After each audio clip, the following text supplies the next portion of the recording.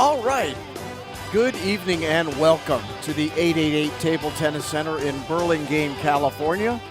We are ready for the finals of the 2025 ITTF Pan American Cup presented by JP Morgan. I am Mark Thompson. There's a great crowd here at the 888 Table Tennis Center, and I am joined by the one and only Jimmy Butler as we are ready to get this thing going. Jimmy, let's try to get an overview on what we would expect to see tonight between the men's finals with Kanak Jha and Eugene Wong. Well, great to be with you, Mark, and it's great to have everyone out there watching this match with us as well. Everyone, and welcome to So, the Mark, while finals you were doing the of last couple 2025 matches, I had a chance to go onto the YouTube Pan American chat Cup. and found some interesting comments that I thought summed up this match perfectly. The first one coming from the screen name Pong Fu Grasshopper. He said, quote, "We finally get our Kanak Jha versus Eugene Wong matchup that we've been waiting for years." We've never seen them play before, Mark, and Eugene Wong's been number one from Canada well over 10 years. Kanak Jha's been the best player in the United States for over 10 years. This is the first time they've ever met. That is amazing in itself because these guys are playing similar competitions all the time, and the fact they've never met yet makes this that much more exciting to watch. So true. They had an opportunity to play back in 2018 at the Pan Am Championships. However, Eugene Wong was hurt that day 7 years ago, and it was a walkover for Kanak in what I think was the quarterfinals of the Pan Am Championships. So that match, we've been waiting 7 years for this, Jimmy. We'll see what the outcome is tonight between these two very fine players. Well, another interesting comment from the YouTube chat. This came from Tampa Bay Table Tennis regarding Eugene Wong. He said, "It's really amazing to see Eugene Wong year after year beat players like this with ease." And he was talking about watching that semifinal match. Eugene Wong was playing against Horacio Cifuentes from Argentina and won that match 4-0. A surprise to pretty much all of us. Not a surprise he won the match necessarily, but he won with relative ease. And here's my favorite quote on the YouTube chat. This comes from Super Chogoken Z. He says, he's renamed Horacio Cifuentes. He says, he's given him a new nickname. Horacio, quote, "I will hit everything hard," unquote, Cifuentes. And I think that summed up that last match where Cifuentes tried to blow Eugene Wong off the table with speed. Did not work at all. That's why you saw that 4-0 win for Eugene Wong. But we've got some very high table tennis IQ viewers watching these matches. Kanak Jha, 24 years of age. He's ranked 45th in the world right now. He's been ranked as high as 19th back in 2023. He's played in 128 international events. He has a win percentage in his matches of 67.3%. Of course, he is a three-time Olympian. Most recently, he was the first American male to reach the round of 16 in Paris. And most recently for him, Jimmy, he played in the Singapore Smash and beat the silver medalist from Paris, Truls Beauregard, to get to the round of 32 there in Singapore. That's right, Mark. Kanak Jha, probably got it in front of you, right around the 45 world ranking mark. And he's been as high as 18 in the world. Was forced to take a 15-month absence due to a suspension. Came back from that early last year. So he's had about a year to play WTT tournaments, but that suspension caused him to drop out of the world rankings completely. So in that year, he's worked himself up to 45, but in reality, I think everyone would agree he's still a world top 20 player. He's certainly playing that level, and he's proven that with the results you just mentioned. He won a WTT feeder event several months ago in Germany. He won the national championships. He just won the US Open title in December in Las Vegas. So in my opinion, he's actually playing better now than before that suspension. And I like to say he turned lemons and made it into lemonade.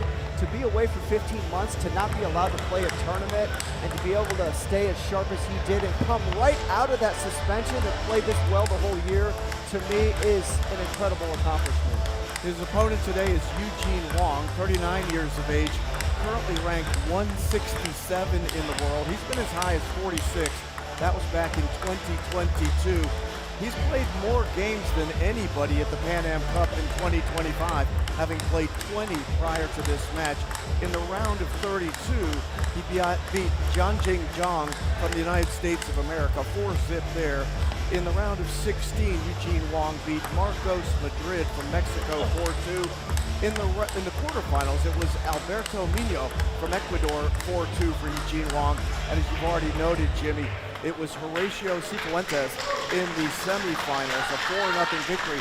And following up on the comment on your YouTube stream, how agile Eugene Wong was in the semifinal match earlier today. He moved brilliantly in that match against Cifuentes. Totally agree. I said to Eugene Wong earlier in the tournament, I said, Eugene Wong, you're still so young, you're still moving so well. Now the big question is, one thing I experienced, because I came back and played table tennis into my 40s, he's nearing 40. It's very difficult to keep that same energy once you make it to a final, whereas you know Kanak Ja's not going to have a problem with that. Will he have the same kind of spark in his body that he's had in the previous matches leading up to this final, because he's playing some of his best table tennis in a long time to be able to reach this final. Good start to this one.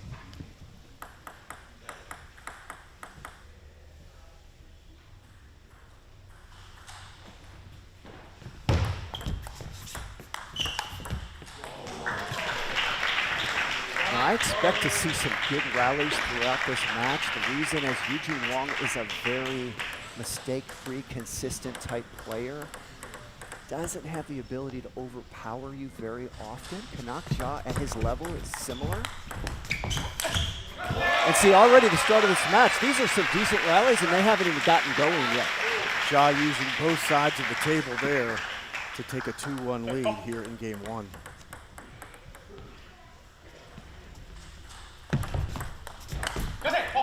I talked to the father of Kanak Ja before the match, just asking him what he thought of this, because they've never played before, and he said this is going to be very tricky for Kanak, a very tricky match. Those were the exact words he used.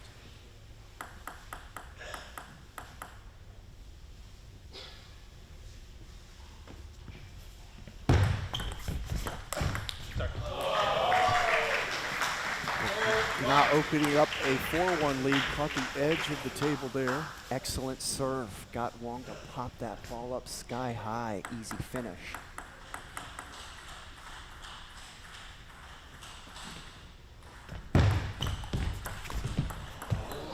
There's a nice receive from Wong. A little bit high over the net, but the placement was perfect, because as you could see, Ja was not ready for that zone of the table. He was kind of ready for an attack, didn't expect it to come short, even though it was high. Kanak couldn't get there. I got so used to calling first names when I was doing Mo Jung against Lily Jung, I've got to like recalculate the last name again in my brain. Wong kind of falling away from the table on that backhand into the net. 5-2 lead for Kanak Ja.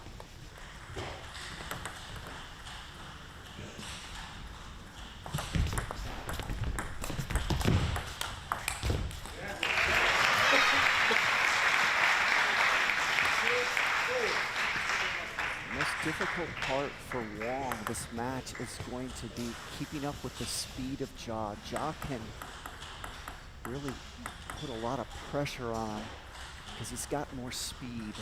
He takes the ball quicker like that. See, he missed it, but he really jumps on the ball quicker than Wong. So that's going to be Wong's biggest challenge, is to see if he can keep up with Ja early in the rally, extend it, and then try to do some shot making.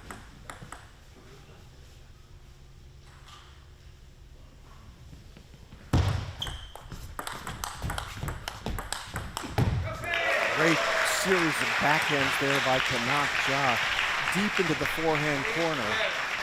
And Wong into the net. It's 7-3. One thing I can tell you about Wong right now, he's never played Joss, so he's right now understanding and figuring out what speed he has to deal with in this match. So far, he's overwhelmed. He wasn't overwhelmed on that backhand. Beautiful shot to the backhand side of Canuck Jaw. And it's 4-7. Wong will pick up the speed of his own game once he figures out what speed he has to play to be able to hang with Jaw. What a shot!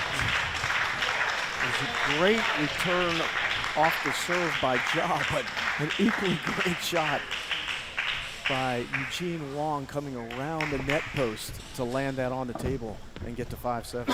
Rare you ever see those around the nets, and when you do, they are crowd pleasers. You heard the reaction of the crowd.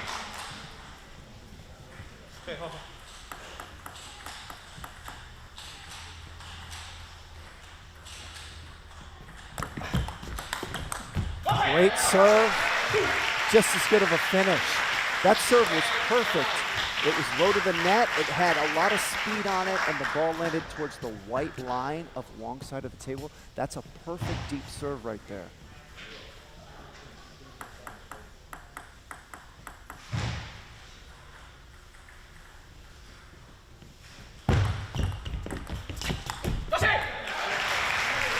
See, that's what Jaw's so good at. See how he jammed that push off the bounce? Gave Wong less time to be able to open up, and it mistimed his opening. So Jaw's so good at jumping on that ball off the bounce, which gives the opponent less time to react.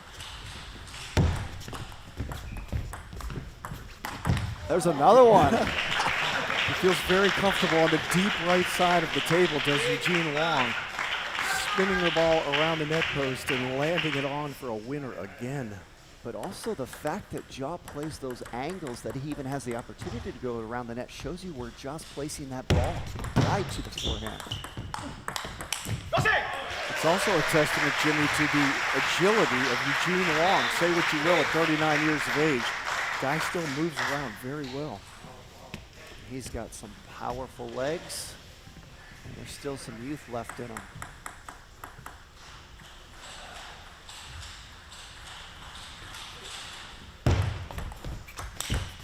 Finishing game one with a slam is Canuck Jaw. 1-0 lead here against Eugene Wong. Ball popped up and stepping out over the table. Jaw just drilled that one home.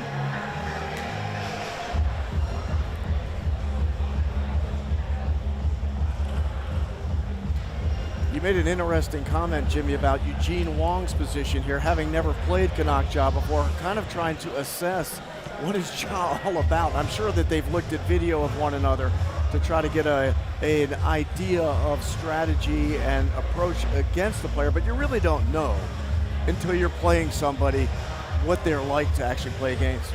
Absolutely, you couldn't have said that better, and right now, Eugene Wong has just experienced the Canuck Jaw experience, and until you're out there and actually feel the speed of Canuck Jaw, you really don't know. So I expect him to adapt and to do better these next couple games, but you gotta take your hat off to the play of Canuck Jaw that first game. I mean, that was close to perfect table tennis right there. He had almost no unforced errors. He had good service. That's usually not his strength, but his service was strong that first game. And he was sharp, so he found his A game really in the quarterfinals of this tournament. Starting in the second game against his opponent, he lost the first game easy. He really struggled. The round before that, mightily, he was down 3-1 in games. But ever since the quarterfinals, starting from that second game, he's been on fire, and he continues it into this finals.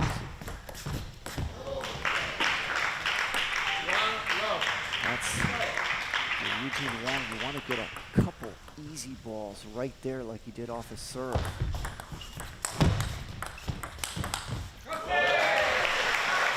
Block goes long off the paddle of Wong.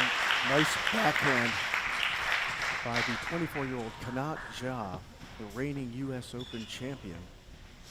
That was a well-played point by Wong, and he just kind of made a face after that. He just kind of like breathed and sighed. He was like, man, this guy's good.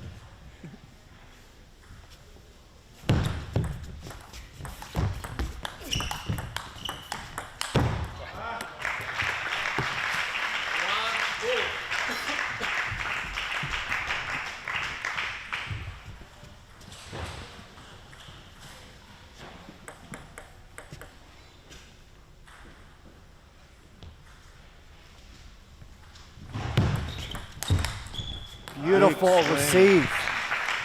Big swing by Eugene Wong on the receive, drilled it into the body of Ja off the top of the net and out. No fear there from Eugene Wong. And notice that Wong has come out the second game and he's more aggressive, and that's what I expected. He realizes he can't play like he did the first game. He's going to have to take the initiative more.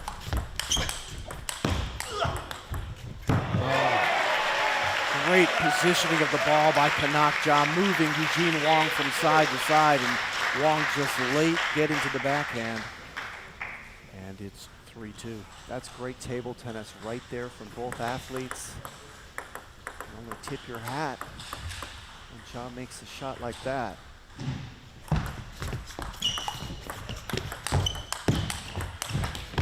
Oh, Wong all over the table again, but unable to handle that backhand to the body. You can tell, Jimmy, it does appear that Ja, part of the strategy is to get Wong moving around early in this match. As noted, he's already played 20 games coming into this finals match against Canuck Ja, and Ja may be trying to wear the elder statesman down just a little bit. Well, absolutely, he's trying to do that. No one's been good enough to do that in the previous round, so Ja actually has the level to do that, and you've seen him do it several times this match.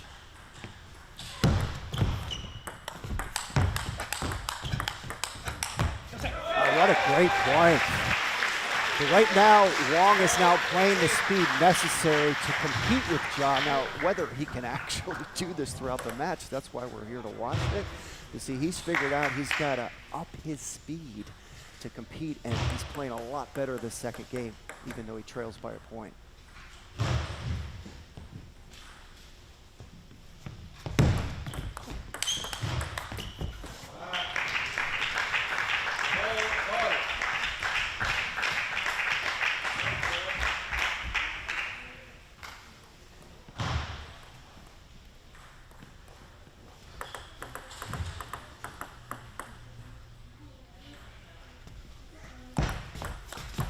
Oh, beautiful. And you don't see many of those kind of rips from Wong. That's not really a normal thing for him to do, but see, he's got to take some risks to have a chance in this match, he realizes, and he just put a beauty in there. Good backhand that time by Ja. Side spin, skipping over the paddle of Eugene Wong. And we're tied again, this time at 5.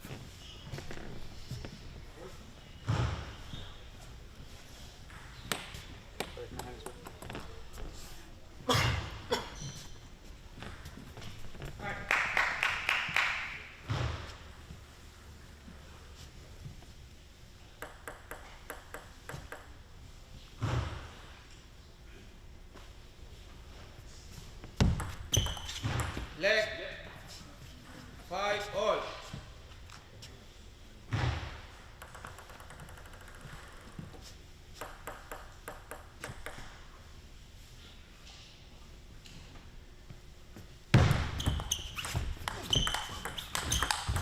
Oh, great backhand that time by Eugene Wong, moving from right to left. Cross court backhand, beautiful power.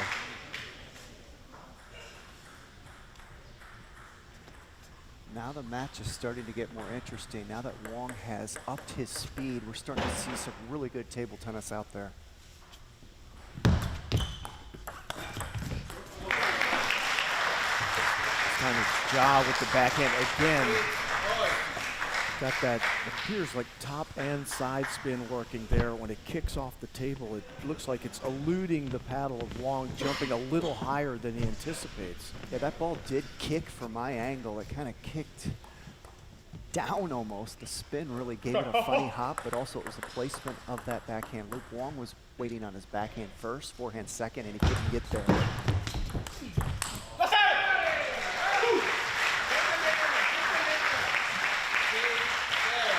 Canuck Ja with his second lead of this second game. Ja is pumped up right now. Sometimes you see him more calm in some of these matches, but not this final. He's pumped up from the very start emotionally.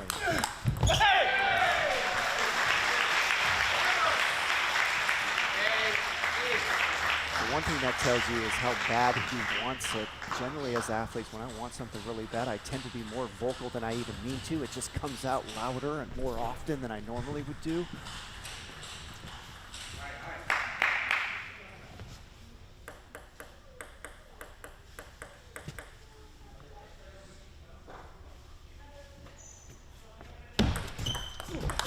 Oh, beautiful. That's too good. Tip your hat if you're Eugene Wong. That was a decent talking receive. to himself a little bit here. He's playing really well and not getting rewarded very often despite that. That's a beautiful analysis. Eugene Wong is playing very good right now. I totally agree, but John's just too good right now. Look at that. Beautiful backhand, picked straight off the table by Ja, a bullet to the backhand of Wong. And I don't normally see Ja put that much force on a shot. That was uncharacteristically powerful for him. He's on fire. He does it again, and that does it for game 2. An 11-6 victory in game 2 for Canuck Ja. 11-6, 11-6, up 2-0, and as Eugene Wong makes his way over to his corner to speak with his coach, you can tell he is kind of talking, not to himself, to his coach, kind of wondering what do we have to do to earn a point against this kid. Well, the reality is there's not much more he can do because he's playing his A game. That second game was his A game. I've watched him play a lot of table tennis. I've played against him a number of times before I retired from playing these professional guys out there in about 2015. And he's playing really well right now as far as that second game's concerned. That's some of the best table tennis I've seen Ja play. I'm talking about in the Olympics and whether he won the WTT feeder, the US Open. I've watched him play a lot this last year. That's some of the best table tennis I've seen him play. He has certainly taken his game to a new level. We're here at the 2025 ITTF Pan American Cup 888 Table Tennis Center in beautiful Burlingame, California. The Pan American Cup presented by JP Morgan. I want to thank all of the sponsors involved in this presentation, including Butterfly and their great equipment we're using here in Burlingame, California.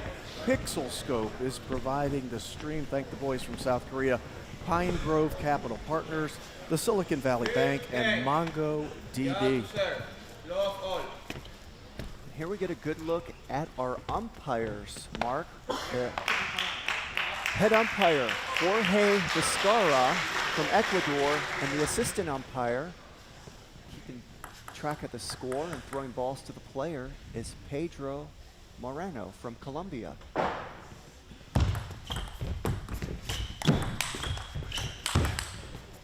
Ja picks up right where he left off in game 2, powering the ball into the body of Wong. He fought it off a couple of times, but not the third. He threw in a flat hit smash and then a loop. I don't see him smash too often, man. He's got like everything going.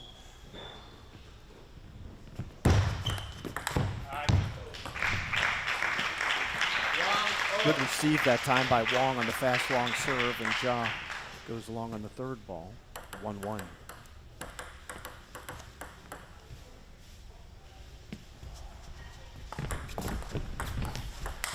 Oh, okay, that's an unusual amount of power off an opening backhand from Ja. I just don't see him rip balls that hard. This is his home club.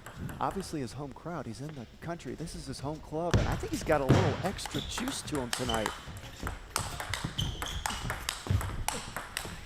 Oh, there was some juice from Eugene Wong as well. Powering forehands deep on the table. Ja fought him off, but it was only a matter of time before Wong took that point.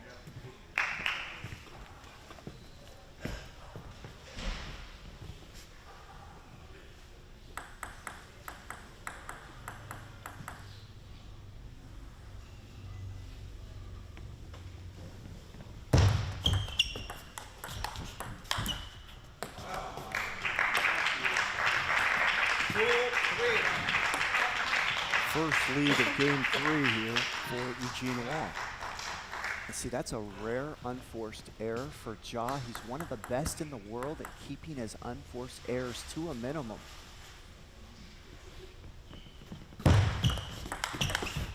Oh, beautiful backhand punch to the deep backhand corner for Wong. And Wong had to adjust quickly. It looked like he might have been guessing forehand there.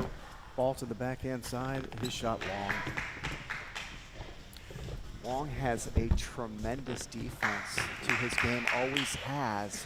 But the one thing I wanted to see is whether the jaw speed would overwhelm him, and that's exactly what's happening in this match. Jaw's just a little bit too quick and speedy. Not just in his legs, but the way he jumps on top of that ball and puts so much force on that first and second ball into a rally.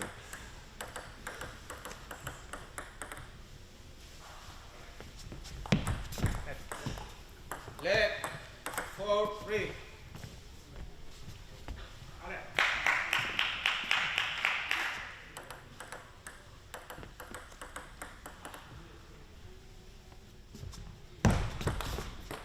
Great serve. Anytime you can get Ja to miss your serve completely, that's a really good serve because he's one of the best receivers in the world. One of the biggest strengths of his game. He's a wizard at understanding his opponent's spin. Doesn't get tricked very often. Brings almost all serves back.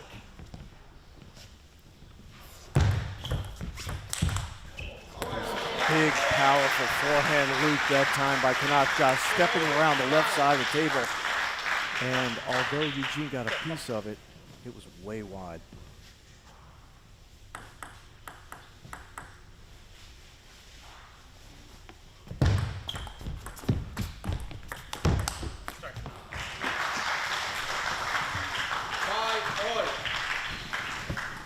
Well, right now, as far as this match is concerned, you know what Wong is thinking? He's pretty much got to win this game. I mean, you almost never come back from a 3-0 deficit, especially when you're the underdog. So midway, he's tied up. The opportunity's still there. He's got to win this game. Leg 5-all.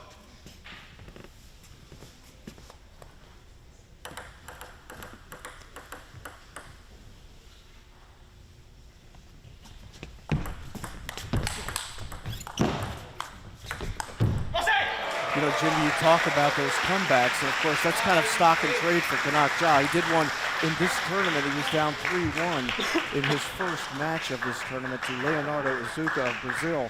And standard Kanak Ja just stormed his way back and won that match. Yeah, he actually made his way back into that match and never really found his A game. He just grounded out, as he calls it. He just grinded it out. 1-11-9 in the 7th, and that was playing against an opponent who was playing lights out for his level. He did the same thing, or a similar thing, at the Nationals this summer in Huntsville, Alabama, when he was down 3-0 to Daryl Sow of the United States. And he was able to battle back in the quarterfinals in that one and ends up winning the U.S. Nationals in that as well. Won that 11-9 in the 7th.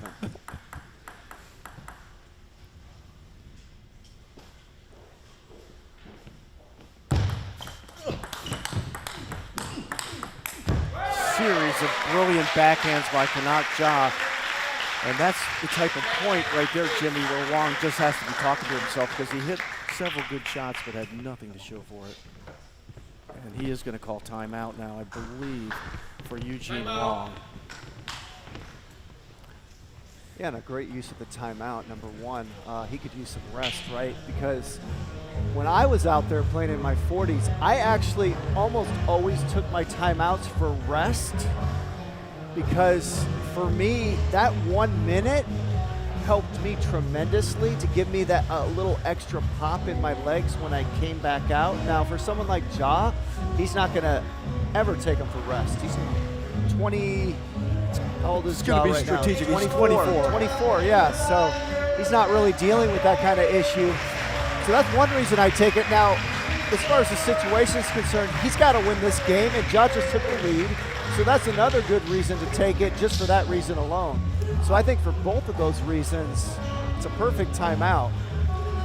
I was going to say, you had mentioned how important this phase of the game is for Eugene Wong. And the second he dropped behind here, you know, you're above the midway point on the scoring in the third game.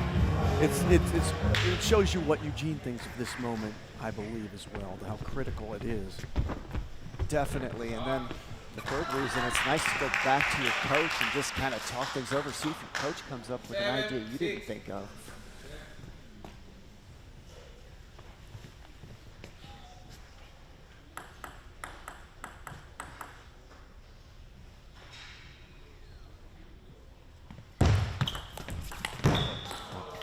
Coming out of the timeout, Eugene Wong reties this third game at 7. His return hit the top of the net. Tough ball for Ja to handle.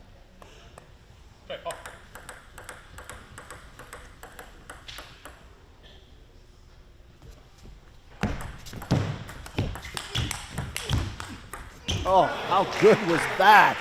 Eugene Wong. Some incredible gets there. I mean, Ja put so much pressure on him, and he just kept bringing that ball back. Finally got rewarded on some good forehands there for Eugene Wong. Up 8-7. Oh, and that's a huge point for Wong. Ja is so good at that forehand flick. He is money on that flick most of the time. So that was a huge miss.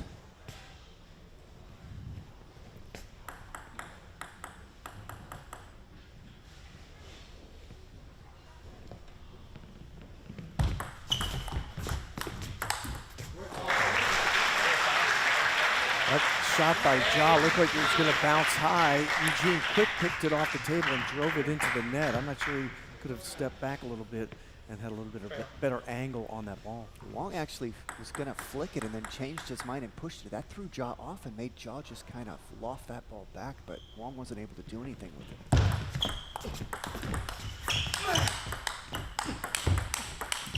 Great points. Wong has 2 game points. Let's look at that last point on replay. Second time in this game that he's been rewarded with powerful forehands that Ja didn't have an answer for, and now 10-8 with the serve. What a great opportunity with the serve to take this third game for Wong.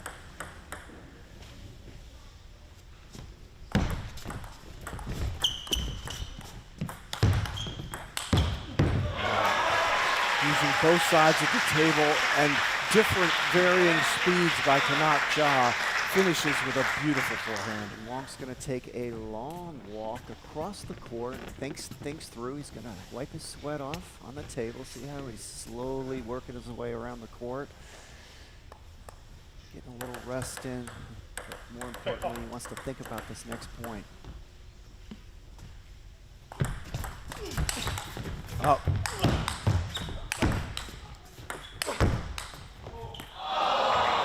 Great sequence of shots by Eugene Wong. Tremendous save early in the sequence by Ja off the top of the net on the backhand. I thought that was a straight winner, and Wong was able to finish it off. We get another look at that point. There's that flick he missed right there.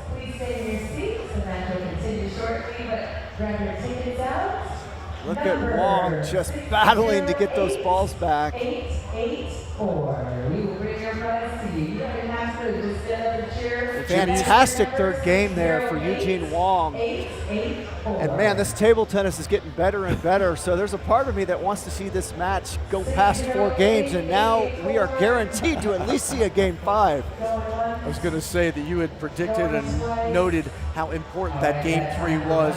Eugene Wong, the veteran, responds. This guy's been all over the place. Of course, he's a 3-time U.S. Open champion himself, winning back in 2012, 2013, won in 2018 in Orlando as well. 3-time Olympian. This is no easy opponent for anybody, even Kanak Ja. All right, we will continue shortly. Well, as Pong Fu Grasshopper said on the YouTube chat, we finally get our Kanak Ja versus Eugene Wong matchup that we've been waiting for years. And this has been great action so far, Mark.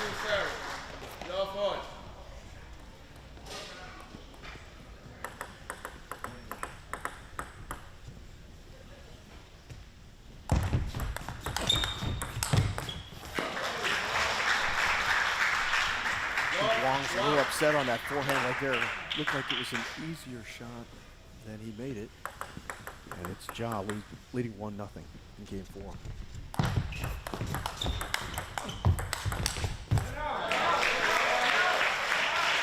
Ja back to using both sides of the table. Power to the forehand, power to the backhand, making Eugene Wong move around here later in the match.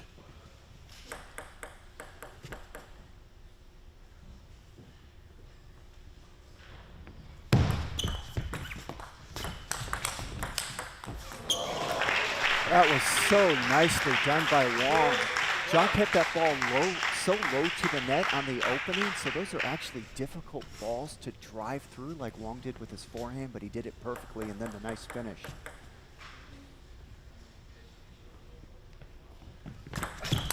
Oh, how good was that? Eugene Wong drills the receive.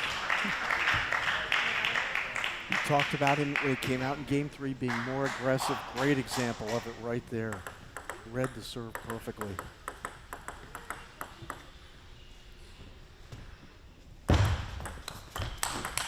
And Wong is feeling it right now, really in a great rhythm. Right now you've got A game Eugene Wong against A game Canuck Ja. Both of them in a great rhythm.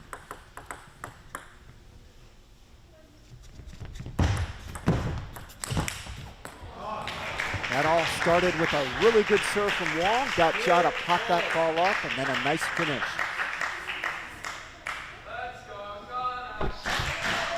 Packed house here at the 888 Table Tennis Center, Burlingame, California. The 2025 ITTF Pan American Cup. This is the final in the men's division. Canuck Ja and Eugene Wong.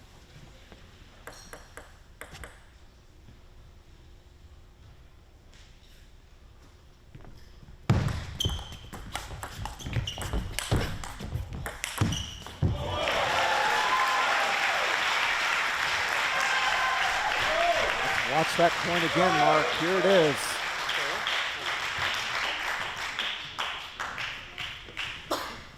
Saved one forehand deep to his right. Couldn't save the second one.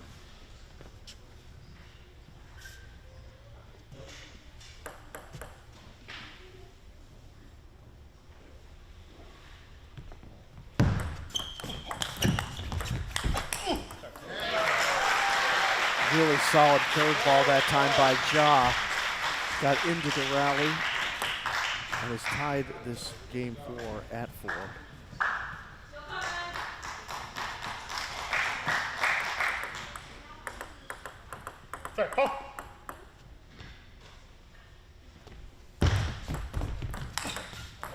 Another brilliant backhand. Almost looks like he caught that ball flat, Jimmy. Pull it off the edge.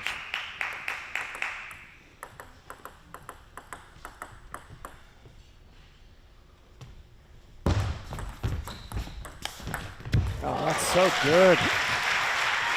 Wong jammed that push really good, kept it low to the net, had pretty good length, and Ja just jumped on it and did the most difficult shot in table tennis, going down the line with speed.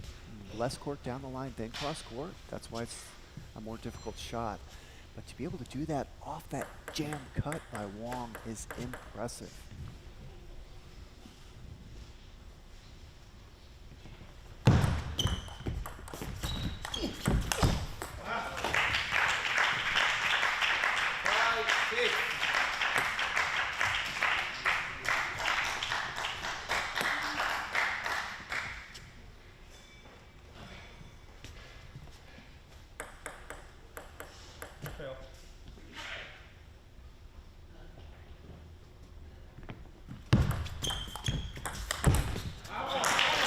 That flick backhand, lots of power to the backhand side on Eugene. He knew it was coming.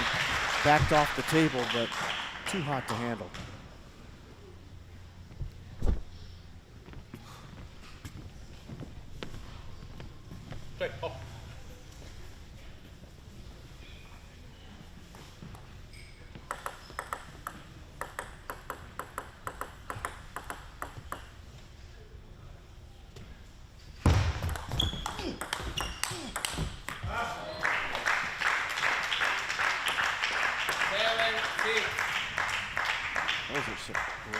hits by Wong. His jaw was jamming him into his body, and he was able to lean over, get those balls back with that forehand. Great agility there. There's that beautiful backhand down the line that's given Wong fits several times this match. I can tell you he's not used to jamming it deep and having that kind of speed down the line like that. Not many players can do that.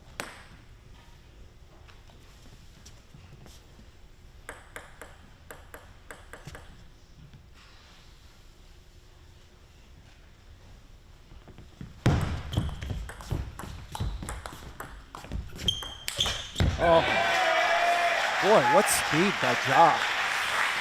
He didn't used to have that speed. One of his weaknesses in his game previously in his career was he lacked power. And especially when you saw Didn't lack it there at all. He's not lacking it at all, and that's what's kind of surprising me this match. I've never seen him play with this much speed on both sides of the ball.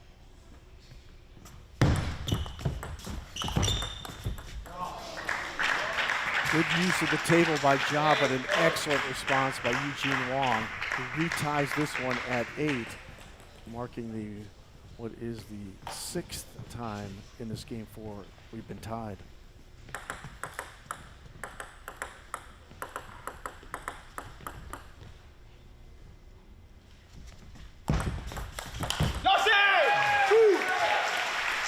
What a receive by Kanak Ja at 8-all. Man, he just came in and really put a lot of force on that ball.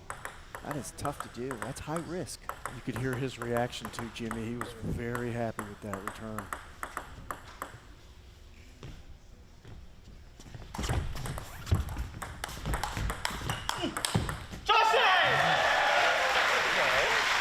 That's too good. Wong played 2 good points there. Well, he got ripped on a serve that previous one, but he played solid there. That's too much right there. And with game point and the serve, Kanak Ja here at the 888 Table Tennis Center in Burlingame, California. Packed house.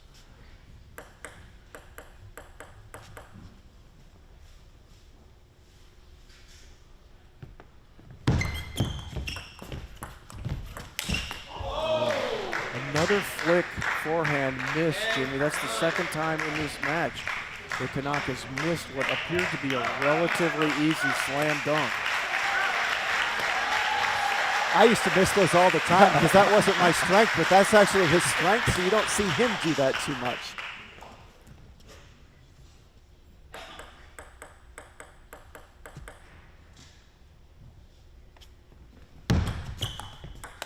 Oh, and catching the edge on the backhand was Kanak Ja. He obviously apologizes to his opponent, but what a way to end game 4.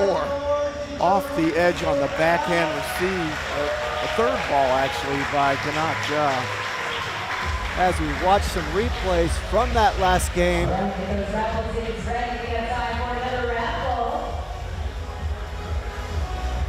good look at the Ja serve, and there's that backhand down the line that's worked so effectively for Ja. But what a brutal finish for Wong. He gave himself another chance to win a game, won that 3rd, was right there in the 4th, at least was hanging with him even, and unfortunate. That ball that barely caught the edge. For a ball to go straight down like that, when you come from over the table like Ja did, that is like barely touching the edge. You're absolutely right, Jimmy. Those are the type you look at. Did it catch the side or did it catch the edge? Clearly that one did catch the edge, but it wasn't much of the edge. And if you're Eugene Wong, after getting so many difficult shots from Kanak Ja, to lose on that type of a point, you got to be thinking to yourself, what do I got to do to beat this kid? Yeah, and, I'm in Eugene Wong's head right now. I'm guessing he's very pleased with the way he's playing. I think he would be too, absolutely. I really think he's accepting this result right now. There's not much more he can do. You know, you need some things to go your way if you're Eugene Wong, and that went against him that time. And so he's got to have those kind of breaks go his way to be able to win this match. Good start for Wong here in game 5. Yeah, so there's really not much margin of error for Wong out there. He needs to get those kind of edges in the key moment. But no matter what happens this match, this has been a fantastic, fantastic table tennis.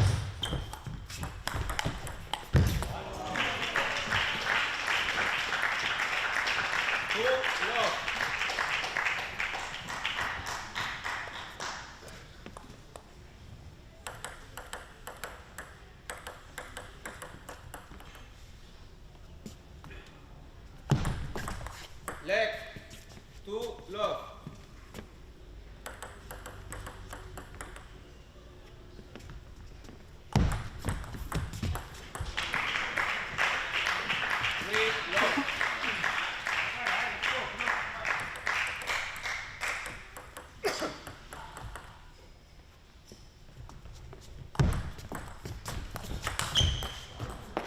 What a fantastic start for Wong this game. And boy, he needs a good start. It says a lot about him to lose game 4 on that edge and come right out and win 4 consecutive points for Wong. It says a lot about his character.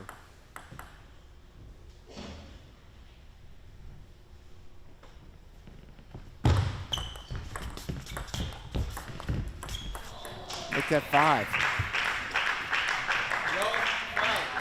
Wong was really happy with himself that point. I looked at his face and he kind of took a mini lap towards the LED barrier there. He was really happy with his decision.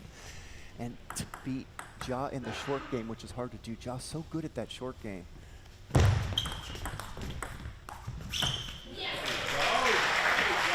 That was a nasty backhand by Ja there.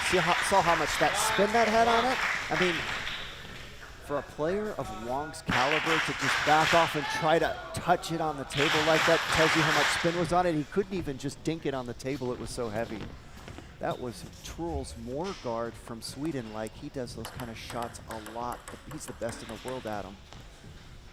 Ja's played a lot against Morgard. He's spent a lot of time in Sweden. He's played against him in competitions. He just beat him, you know, within the last month in a WTT event. So ever since Morgard's been doing all that, you've seen a lot of other players try to copy it and do it more often themselves because it's very effective. High bounce ball hit long by Ja. And now 6-1. The lead to Eugene Wong, 39-year-old from Canada.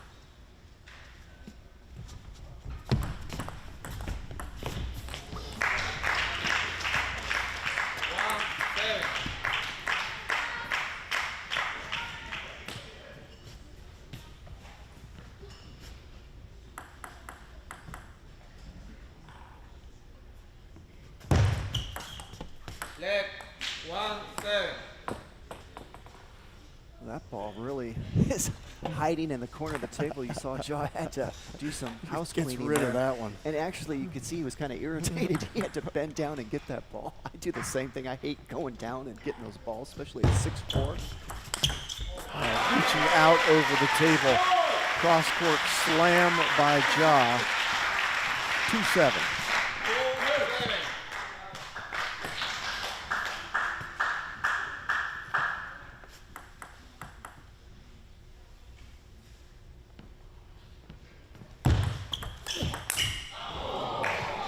Home run, Mark. That ball cleared the barrier in right center field there. Someone's got a souvenir.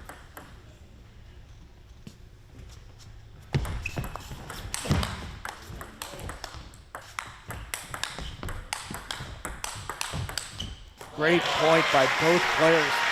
Ja just blocking defensively back into the end of Wong. Wong slamming him, but ultimately it's Ja who takes that point.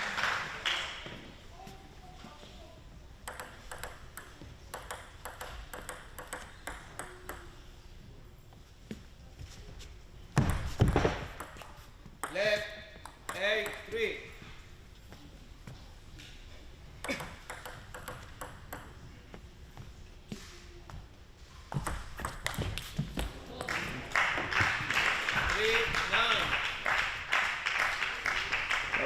same kind of flick that Ja took last game at the end with that kind of force. He actually made it at 8-all, and that's why I said those are high risk. Now he's down 8-3, so it's actually not a big deal, but those are difficult flips to make, and he made one at 8-all at the end of that last game.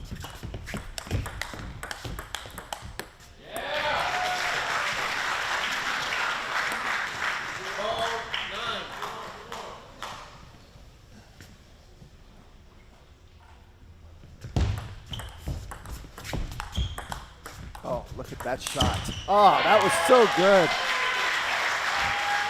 So that kind of shot that, watch this again, watch the shot Ja does. It's called a stop block. Watch this right there.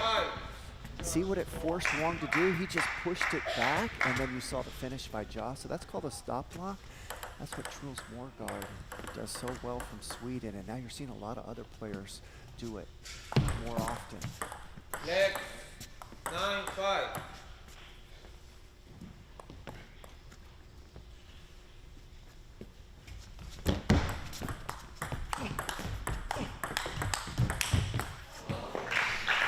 Pong earning his way to game point here in game 5, and 5 of them. Wong doing a great job of extending these rallies now, getting that ball on the table one extra time, putting more pressure on Ja. And that does it for game 5. Eugene Wong, in impressive fashion, jumped out to a 5-0 lead in that 5th game and ends up closing it out 11-5, and now is within 1 game of the reigning U.S. Open champion Kanak Ja to tying this thing up. Jimmy Butler, you wanted more table tennis. You're getting more table tennis. Well, you read my mind, Mark. That's exactly what I was thinking. I'm enjoying this match so much that I don't want to see it end. So we get a game 6, ladies and gentlemen, and I'm looking forward to it. We're here at the 2025 ITTF Pan American Cup presented by JP Morgan. I am Mark Thompson with our good friend Jimmy Butler. Thank you, Jimmy. I want to thank you, Jimmy, for coming out to the West Coast here, spending time with us and doing all the work that you've done over the last couple of days, commentating on these table tennis matches. Well, I thank you for the opportunity to be here. This is my first time I've ever been to the 888 Table Tennis Center, and it has been a perfect experience since the first moment I took step into this door. The hospitality It's a beautiful here building. is unbelievable. This club is just state of the art, one of the premier clubs in the country, and this whole event has been run perfectly from my eyes, and I've been to a lot of different events, and it really doesn't get much better than this. And look at that beautiful court out there, brought to you by USA Table Tennis. They're doing an amazing job, and they keep upping their game. We do want to thank our host here at 888, Hoi Fen Chen. She's been so gracious to have us here for the last several days.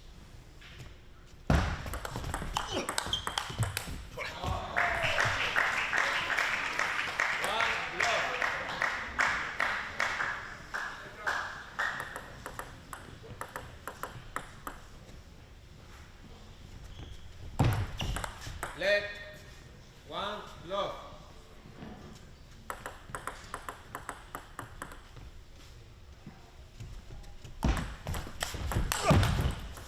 Eugene Wong, big forehand there on the 3rd ball, and it's opened up a 2-0 lead here in game 6.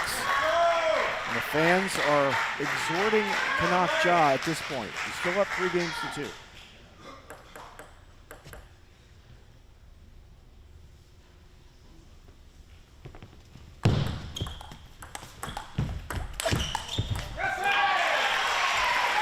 Forehand into the body. Wong had to block it back, but didn't have enough on it. 1,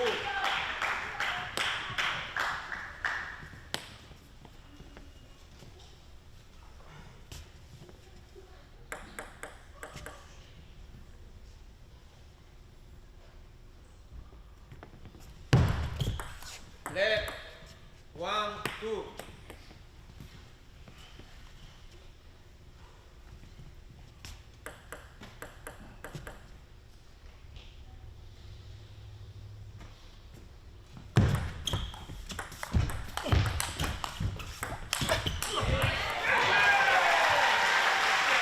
Ja powering that forehand. Wong deep off the table, moving hard to his right, but couldn't get it back on. And the crowd starting to get more pumped up. They actually start cheering during the point when Ja was actually looping that ball. They started cheering kind of like they do in China. They'll start cheering during the point.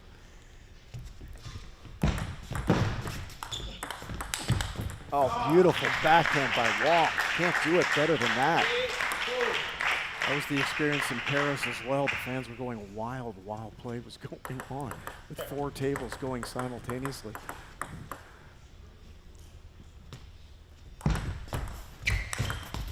Great flick that time by Eugene Wong, opens up another 2-point lead on Tanak Ja here in game 6. Well, I haven't seen Eugene Wong play this well in a long time. Now, I've watched Ja play a lot more than Wong because I've telecasted a lot of his games. But right now, Wong is at the top of his game. He doesn't look phased at all, physically or mentally.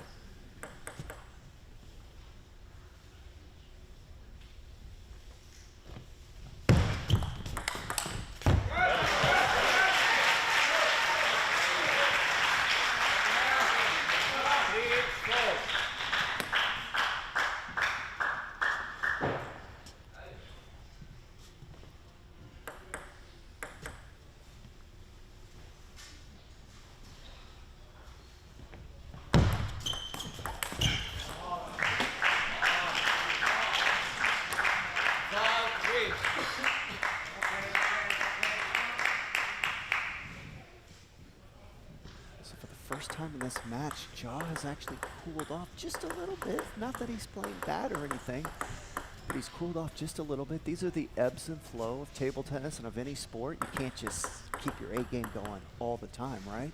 Especially when your opponent is playing their A game. Left. 5-3. So right now, Ja's got to mentally deal with that, which he is. He's pretty quiet over there right now, right? The last couple points. He's trying to get his rhythm back. It's not easy to do when your opponent is hitting shots like that. Right, and the reason Ja's a little out of rhythm is because Wong's playing so well. So.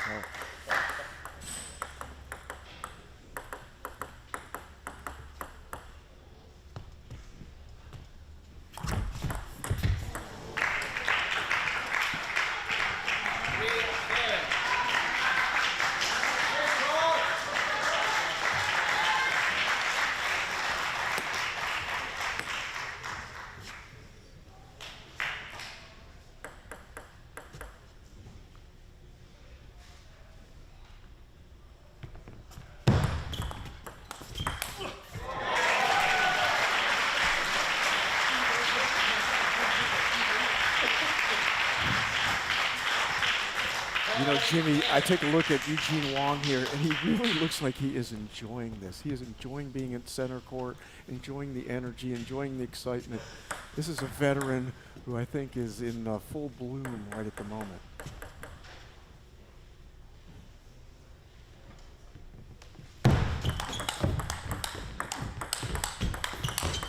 Oh, what a point. And that's the most emotion we've seen out of Wong this whole match. He actually let out a scream there. That was an incredible point, and that pumped him up.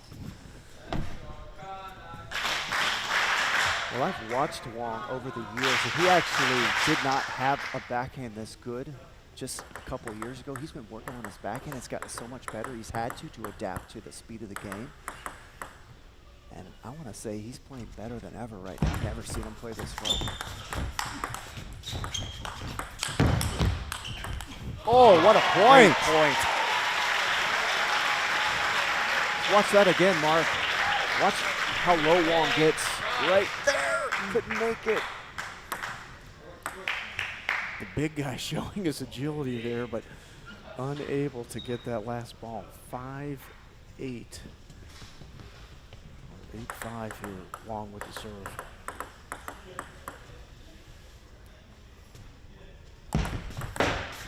Great serve. Great serve. Ja was expecting no spin or underspin. He was coming in predetermined with a cut, you see. That's what got him, is he was expecting no spin, underspin, he was going to cut it, but Wong serve side top spin, he blew it off the end of the table.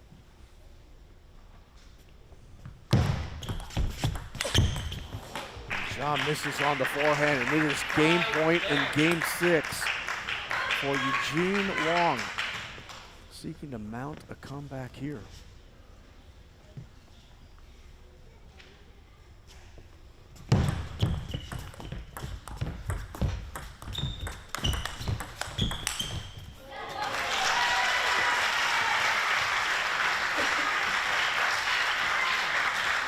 Once again, I talked to Ja's father before the match, and he said this is going to be a tricky match for his son, and he called it perfectly.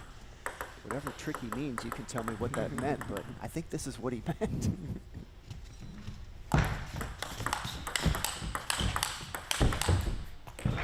Canuck not backing down at all on that point. Let's watch that again. This is just great table tennis. Look at the speed.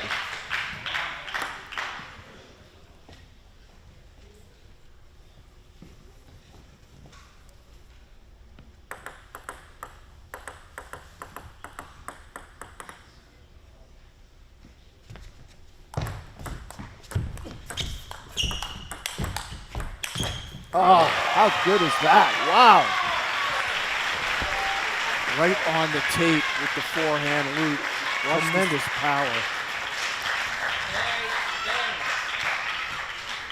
And at the highest levels, that's what athletes are looking to do, is to play with a lot of speed wide to their opponent's forehand. Ja just demonstrated that perfectly right there at the end of that point. You go slow, if you go too slow to your opponent's forehand, you're dead, right? Because everyone can just crank that ball. So if you can play with a lot of speed there, you're better off going there than to the backhand, because everyone's backhand's such good defense now.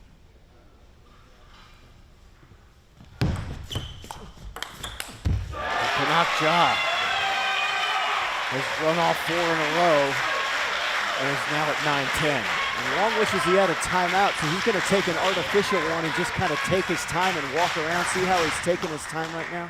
We call those artificial timeouts. Very savvy veteran play by Eugene Wong.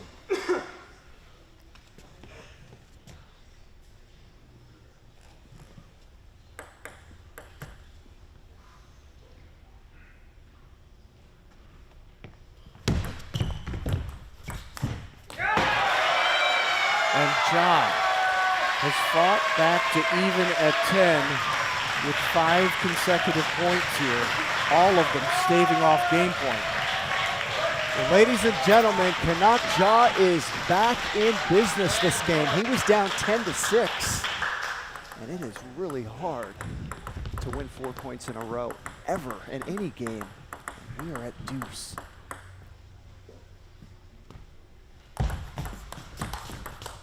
Ooh, that ball hit the net. Oh, that'll drive Ja crazy. He looked over to his coach right after that happened in disgust. So that's the kind of breaks Wong needs. See, Ja got one of those previously, hit the edge. Wong needs that kind of help as well.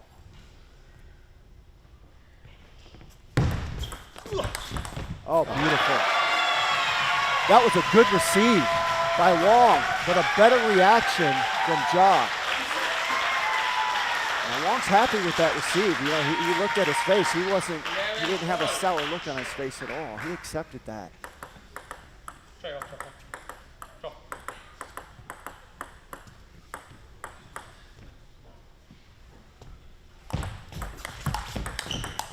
Oh, and Canuck Ja with match point. Fighting back from actually 10-5 down. Ran off 5 consecutive, and now he's at 12-11 with an opportunity to win the Pan American Cup.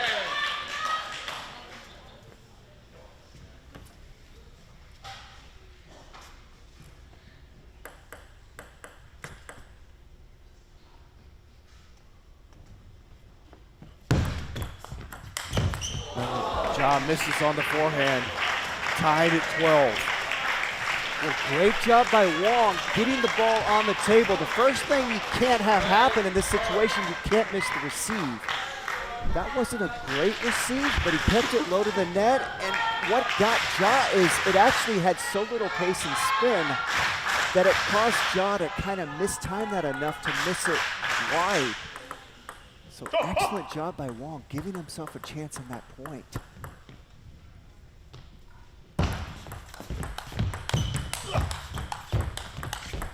Oh, that's what a great shot by Kanak Ja. That's too good, and Ja takes a lap around the court.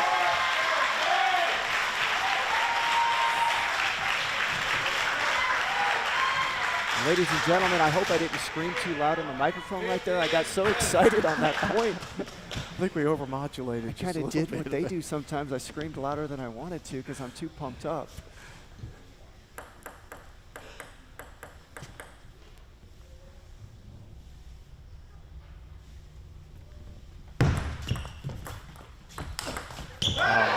Great response by Eugene Wong.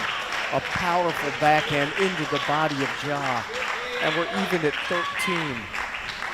And both of these guys are such warriors out there right now, just going back and forth, coming up with just big plays.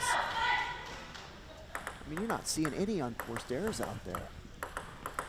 If you're waiting on that, you're going to be waiting a long time.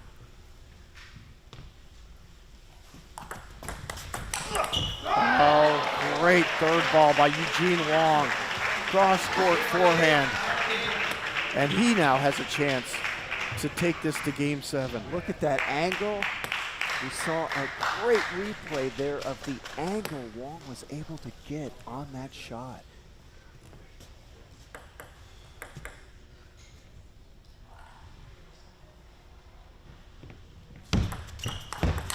And he does. Eugene Wong at 15-13 in Game 6 has clawed his way back from down 2 games, both at 2-0 and 3-1. And now we've got a Game 7. Jimmy Butler, you're getting your wish. All of the table tennis you could possibly want. Is there any way we can make it go more than 7, Mark? Can we extend this match?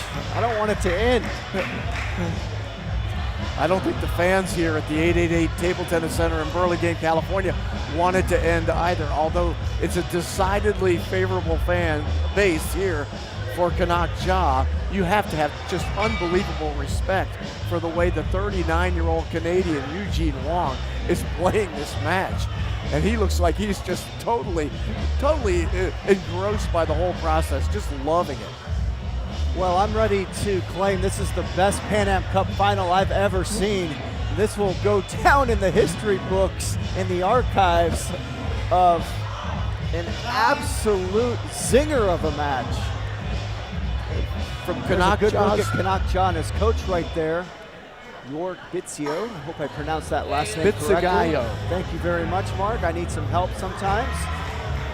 Got a lot of names here that can be challenging.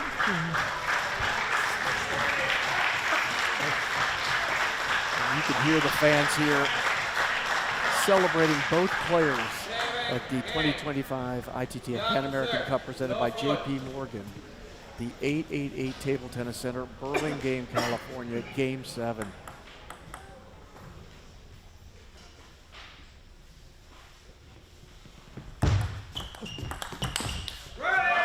Starts favorably for Kanak Ja.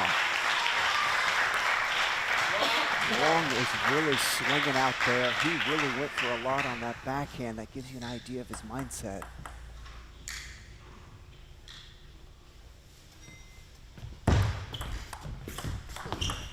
Oh, Great shot that time by Wong. And he actually put his finger up after that shot like, hey, I like that one. You don't see much emotion out of Wong. That's about as much as you'll get right there. He was happy with that shot.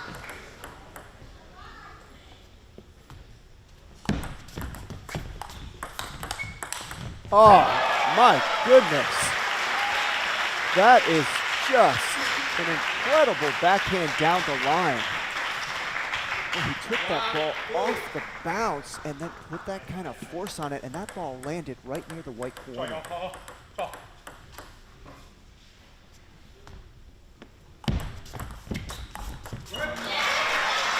Oh, that's so rare to see an unforced error. That's the first I mean, one we we've haven't seen seen about one of 4 those games. in a long time.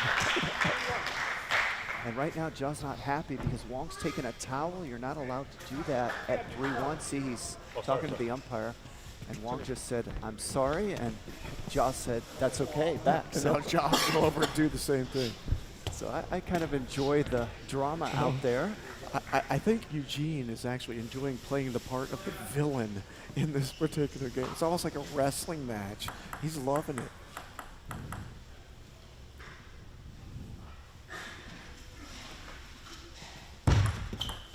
Left. 3-1.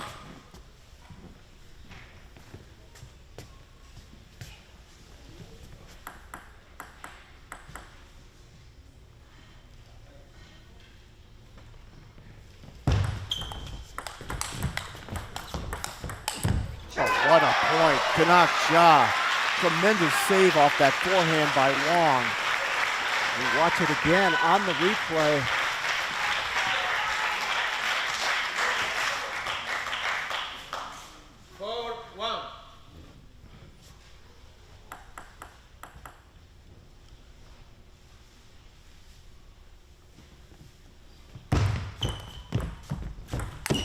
Oh. Well, that was an interesting sequence of events that point. That was a great serve by Ja. Wong was able to make a nice get because he totally didn't expect it. And what was interesting was Ja wasn't ready for that receive by Wong because it was unorthodox. He just kind of lunged and pushed it back. So you saw Ja pushed it back high. That's normally an easy ball for Wong. That was an unforced error, but a very strange point there. Players switch sides here on the 5th point earned by Canuck Ja, 5-1.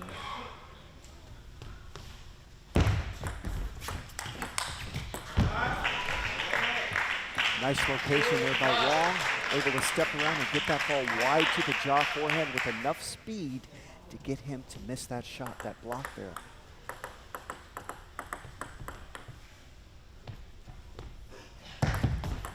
Left. 2-5.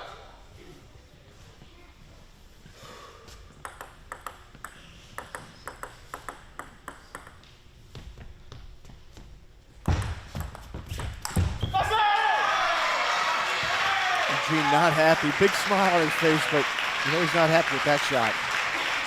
Well, I was wondering in my head, can Wong keep up this incredible play and this unforced error-free play? Well, once you get to the 7th, you start realizing you could win. Things get a little tighter. He's made 3 to 4 unforced errors now.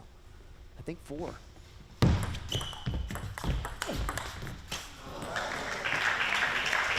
Ja returns the favor there.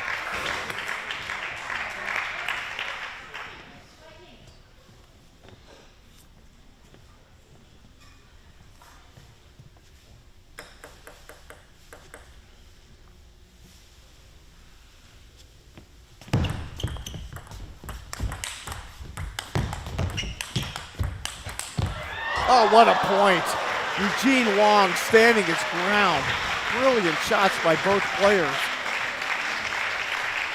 And Wong is within 2.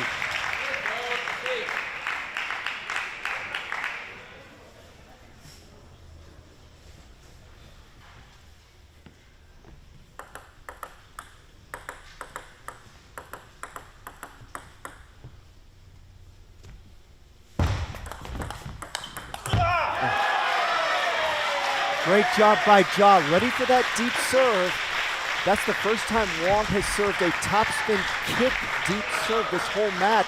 Ja was ready for it, and then you saw the follow. So Ja's great receiving ability coming into play there. When someone gives you a new serve, it's not easy to deal with that.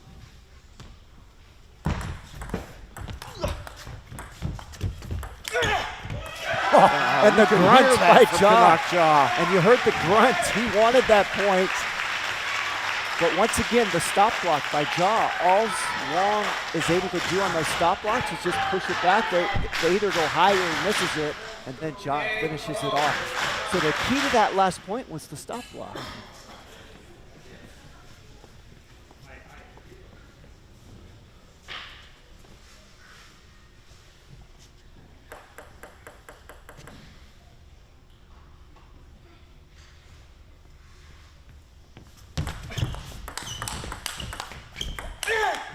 And another Again. grunt. He wants this. I don't hear him grunt like that when he actually lives the ball. That's 2 in a row. So he's pumped up. And I don't even think he's doing it on purpose. When you're pumped up, that's what happens. Kind of like when I screamed in the mic, you just can't control yourself sometimes when you're fired up.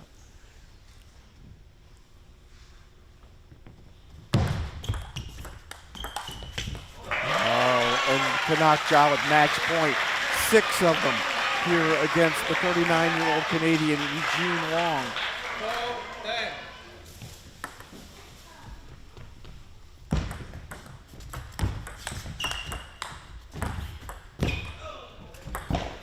Oh, what a way for the match to end. Almost purposeful. Canuck Ja has won the 2025 ITTF Pan American Cup, presented by J.P. Morgan in such fantastic fashion.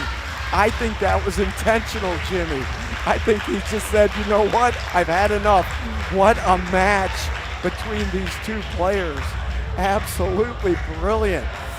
Well, ladies and gentlemen, we welcome all of you that joined us for this match, because that will go down in the Pan American Cup archives as one of the best finals we've ever seen.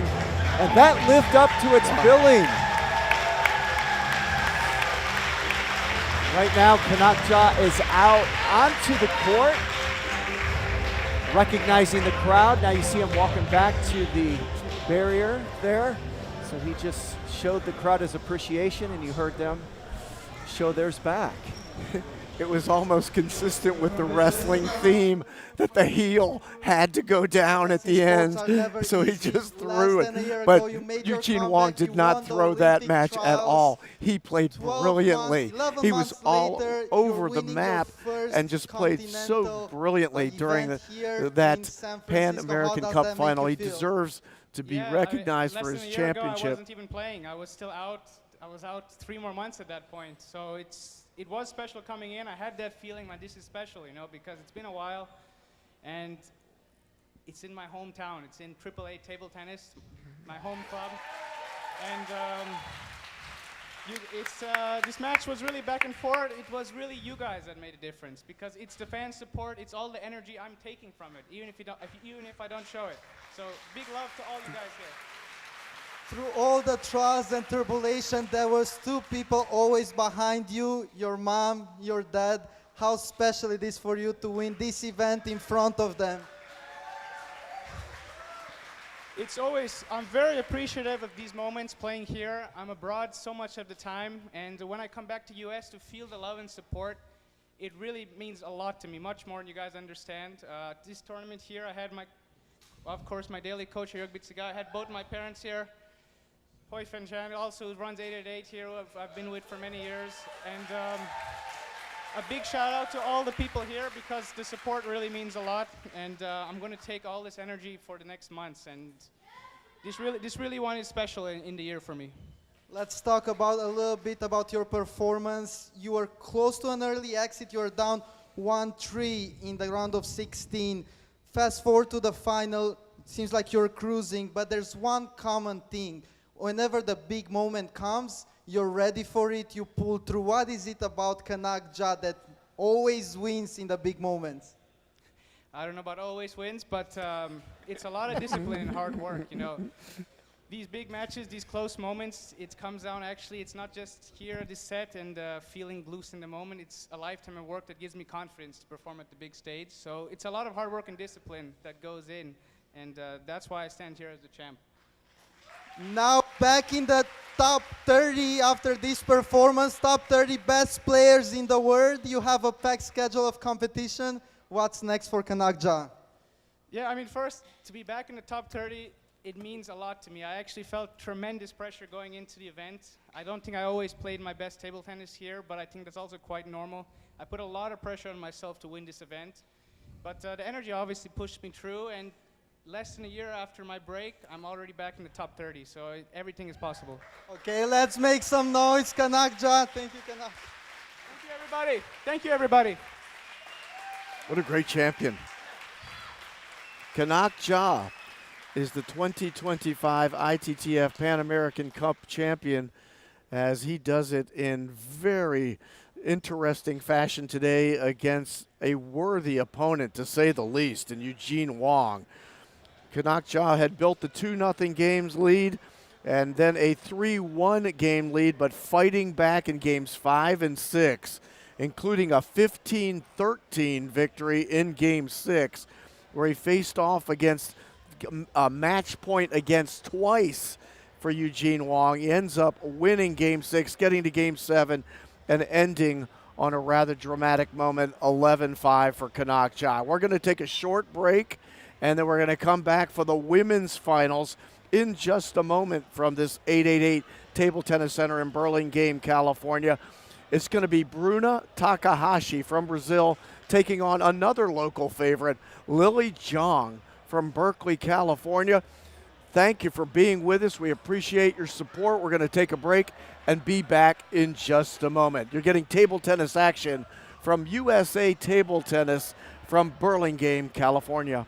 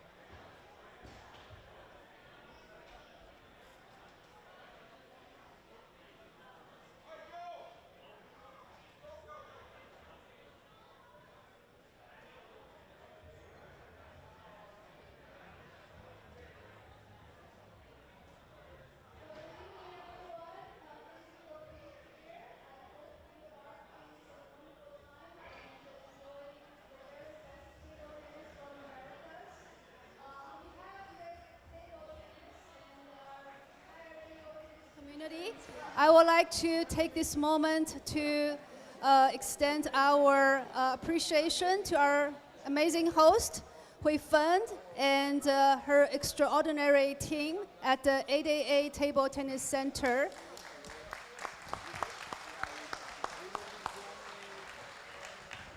Well, you guys have gone beyond, above and beyond to make this presentation both memorable and inspiring for all of us. Hosting a prestigious event like Pan Am Cup requires tremendous effort. It takes a lot of dedication, passion, and collaboration, and the team at the AAA has exemplified in every step. And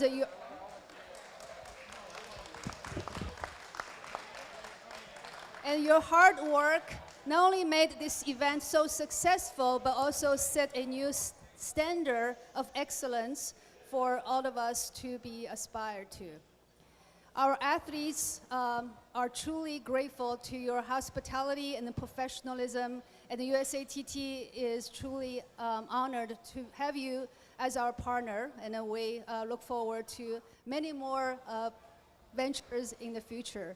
So with that, I would like to invite founder and the president of 888 Table Tennis, Hui Fen Chen. Also, we're going to have some special announcement and recognition tonight.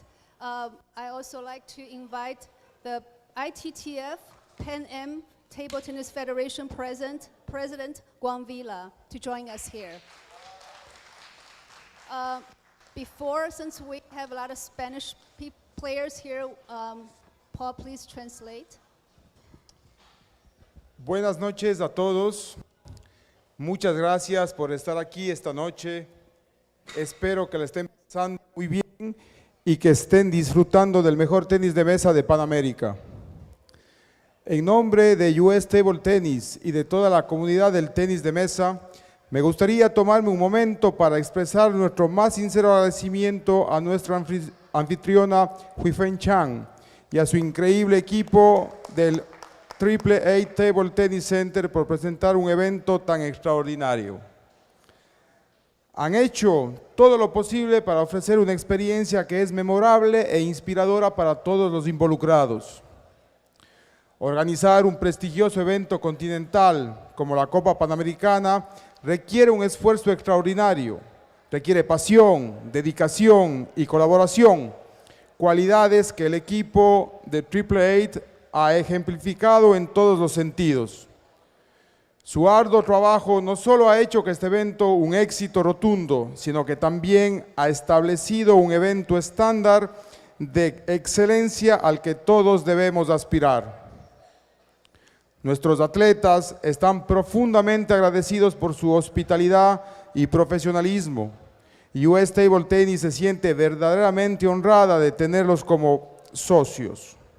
Esperamos emprender muchas más aventuras emocionantes juntos en el futuro. Muchas gracias.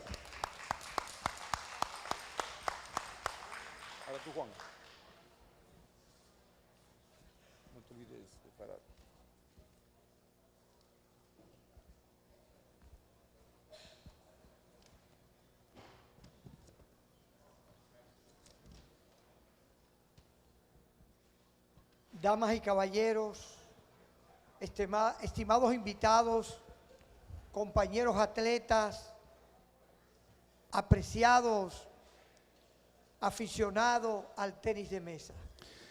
Ladies and gentlemen, esteemed guests, fellow athletes, and dedicated supporters of table tennis.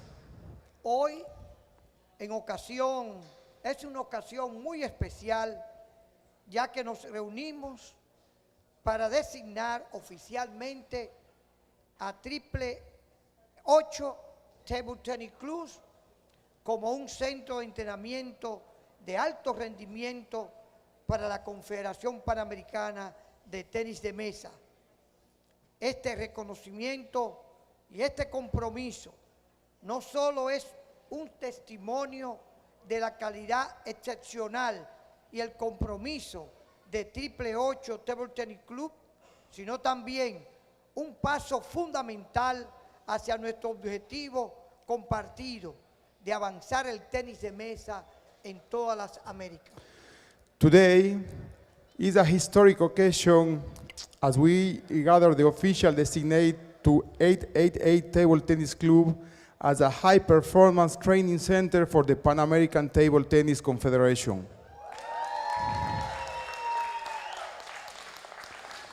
This recognition is not only a testament to the exceptional quality and commitment of the ITTF Table Tennis Club, but also a pivotal step towards our shared goal of advancing table tennis throughout the Americas.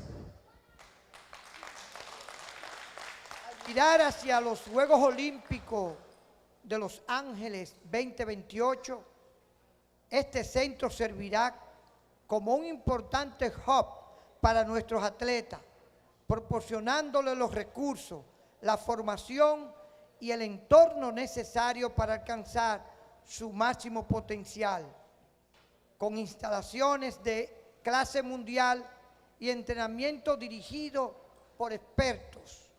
El ITTF Table Tennis Club ayudará a cultivar talento y a potenciar el espíritu competitivo que define nuestra región.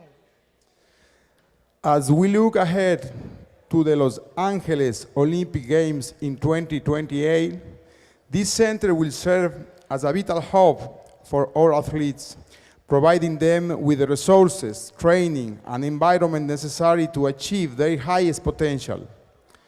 With world-class facilities and expert coaching, the AAA Table Tennis Club will help nurture talent and enhance the competitive spirit that defines our region.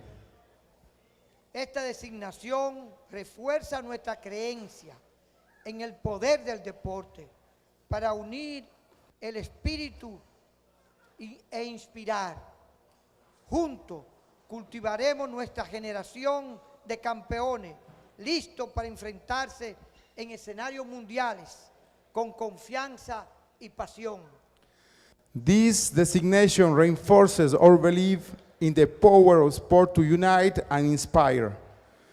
Together, we will cultivate a new generation of table tennis champions ready to take on the world stage with confidence and passion. Hagamos compromisos solemnes para esforzarnos para alcanzar la excelencia y a elevar los estándares de nuestro tenis de mesa en todos los países de América. Sí. Extendemos nuestra gratitud y felicitaciones a la señora Wen Shan, presidenta y fundadora de esta increíble instalación, por este notable logro. Simplemente excelencia. We want to take this opportunity to express our gratitude and congratulations to Ms. Huifeng Chang, President and founder of this magnificent facility. Esperamos su continuo éxito y la extraordinaria travesía que nos espera. Muchas gracias. We look forward to your continued success and the extraordinary journey ahead. Thank you.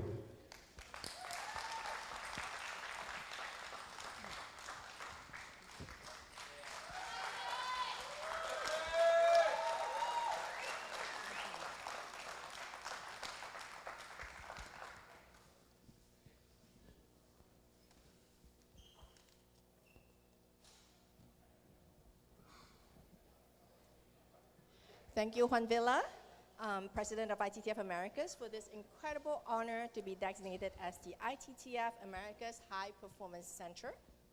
And thank you to Virginia Sung, CEO of USATT, for the opportunity for us to shine. Gracias a Juan Villa, presidente de ITTF Américas, por este increíble honor de ser designado como el Centro de Alto Rendimiento de ITTF Américas. Y gracias a Virginia Sung, CEO de US Table Tennis, por la oportunidad de darnos la oportunidad de brillar. I think there are three main ingredients that has earned us this recognition. Creo que hay tres ingredientes principales que nos han ganado este reconocimiento. Firstly is the facility. For that, I want to give my heartfelt thanks to Bowen Capital, Florian, Ryan, and Ian Bath, who have helped me turn this facility from a dream to a reality. Uno es la instalación. Por eso quiero dar mi más sincero agradecimiento a Bowen Capital, Florian, Ryan e Ian, que me han ayudado a convertir esta instalación de un sueño a una realidad. Secondly, we have an operations team that keeps this engine running smoothly and to greet our communities and players with a smile and to tell our story to the world. En segundo lugar, tenemos un equipo de operaciones que mantiene este motor funcionando sin problemas y saluda a nuestra comunidad y jugadores con una sonrisa y para contar nuestra historia al mundo. Special shout out to our operations team led by Rianne, Dido, and Angelina. Un agradecimiento especial a nuestro equipo de operaciones dirigido por Dido, Rin y Angelina. Last but not least, we have an amazing training program. We are, after all, a table tennis center. Thank you to Mr. Park, former national head coach of South Korea, who has built us an incredible program that has attracted players and coaches from all over the world. Por último, pero no menos importante, tenemos increíbles programas de entrenamiento. Somos, después de todo, un centro de tenis de mesa. Gracias al señor Park, ex entrenador nacional de Corea del Sur, que nos ha creado un programa increíble que ha traído a jugadores y entrenadores de todo el mundo. I also want to thank Virginia Sung and Juan Villa for your belief and trust in us. También quiero agradecer a Virginia Sung y a Juan Vila por creer y confiar en nosotros. During this marquee event, we have seen incredible talent, sportsmanship, and friendship from our Pan-American players.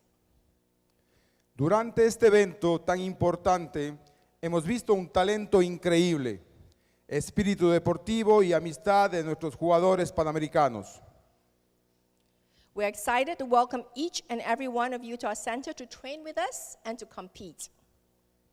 Estamos emocionados de darles la bienvenida a todos y cada uno de ustedes a nuestro centro para entrenar con nosotros y competir. We hope to see you again soon. Esperamos verlos nuevamente. Thank you, Fun. We have one more award presented by ITTF President Guang Villa, Pan American President Guang Villa to Hui Fen is in recognition of her outstanding leadership and her effort in growing and promoting table tennis in Americas. Thank you.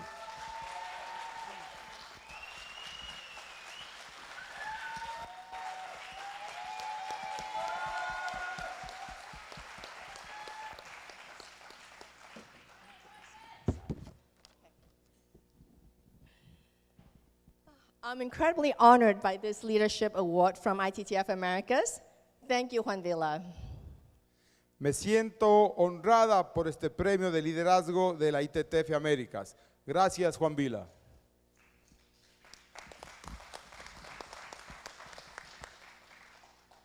In all honesty, I just happen to be the person standing in the front. Sinceramente, soy yo quien está al frente de todo esto. The people who truly deserve this award are my amazing team. Pero las personas que realmente merecen este premio son mi increíble equipo.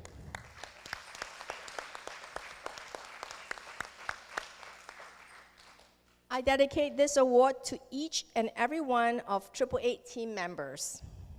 Dedico este premio a todos y cada uno de los miembros del equipo 888. You are the true leaders that run coaching, operations, facilities, marketing, customer experience, events, and many other pieces that fit together to make 888 what it is today and what it can be in the future. Son ustedes los verdaderos líderes que dirigen el entrenamiento, las operaciones, las instalaciones, el marketing, los eventos y muchas otras piezas que encajan para hacer de 888 lo que es hoy y lo que puede ser en el futuro. I would like to call up my team to receive this award with me as they are the ones who make all the magic at 888 happen. Me gustaría llamar a mi equipo para que reciba este premio conmigo, ya que son ellos quienes hacen que toda la magia de 888 suceda. Rianne, Dito, Felix, Angelina, Song, Maggie, and where is Mr. Park, the ever modest Mr. Park?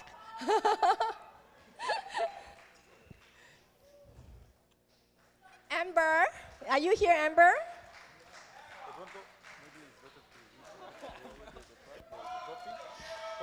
Kanisa, Tyrese, Omar, Trey. Let me see, am I miss? Who else is here present with us? Did I miss anyone? Okay.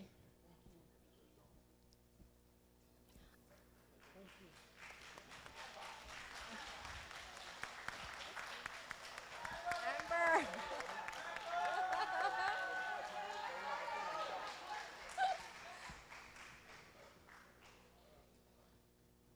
I have a fantastic team and a wonderful and amazing team, and I am grateful to them every day. So thank you all for your hard work.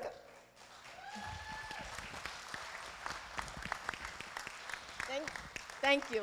So should we take a picture? We take a yeah. Thank you. Thank you so much. Can we take a picture?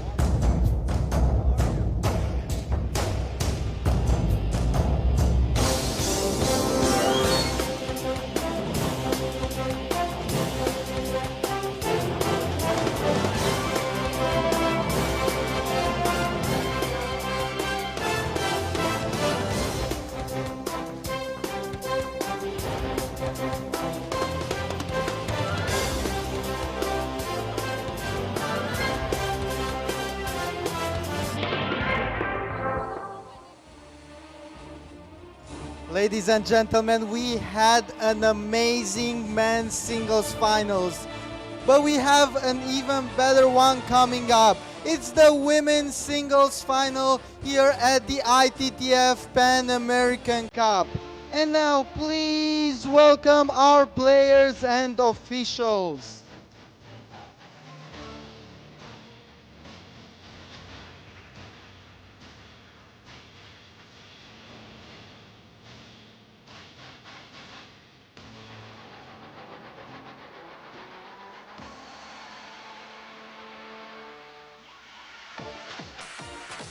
Representing Brazil, she's the defending champion, she's a Brazilian Olympian, Bruna Takahashi.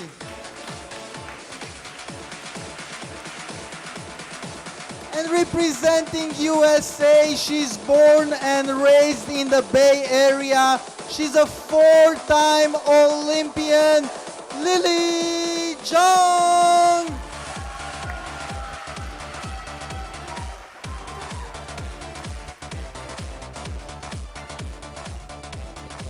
Our officials for the women's singles finals are Pedro Moreno from Colombia and Clayton Pavlicek from USA. All right, welcome back. We are at the 2025 ITTF Pan American Cup presented by JP Morgan, the 888 Table Tennis Center in beautiful Burlingame, California. I think it's worth saying that the men's final was worth the wait. I think we had to wait 7 years before Eugene Wong and Kanak Jha finally got together, and they did, and what a match it was. We'll see whether the women's match lives up to that as well. The wait isn't quite as long, Jimmy Butler, as we've got Lily Zhang, the local favorite, playing against Bruna Takahashi. These two players saw each other not too long ago in the 2024 Olympics in Paris in the round of 32 when Lily Zhang defeated Bruna Takahashi. So the reigning champ, Takahashi, has a little bit more to play for today here at the 888 Table Tennis Center. Right, anytime you beat your opponent in the Olympics, that's considered the most important match you could possibly win in. Now, right with that is, you know, when you beat your opponent for title events. For example, to win a Pan American Cup title of your opponent, that would be right there with that. So yes, Lily Zhang won the big one at the Olympics in their most recent match. I expect a fantastic match, Mark. I'm not going to compare anything to that last finals we saw because that was ridiculous. That's one of the best matches I've ever seen in my life in table tennis, period. But I think we're going to see a great one here as well. Zhang has looked really sharp. She's been playing A-level table tennis up to the final. Takahashi is always fun to watch. Currently ranked 25 in the world. And she's been playing great table tennis for the past year, but Lily did get her in the last Olympics, so these athletes are evenly matched. I'd give Takahashi a slight favorite. Bruna Takahashi, 24 years of age. She's currently ranked 25th in the world. She's been as high as 17 back in 2024. She's a three-time Olympian, represented Brazil, her home country, in Rio, Tokyo, and most recently in Paris, where she did lose in the round of 32 to the person she is playing today. That's Lily Zhang, 28 years of age, out of Berkeley, California, 42nd in the world right now. She's been as high as 22nd back in 2023. She's a two-time U.S. Open champion, a six-time U.S. national champion, and a four-time Olympian. She was in London, Rio, Tokyo, and Paris, representing the United States of America. Anytime I look at her age, I'm like, she's still that young because she's been around forever. As far as I'm concerned, she was like number 70 in the world when she was 14. So she's been playing at a high level for the last 14 years, and she's still so young. 28 to me is super young. So amazing career so far. Super young to me, just so you know.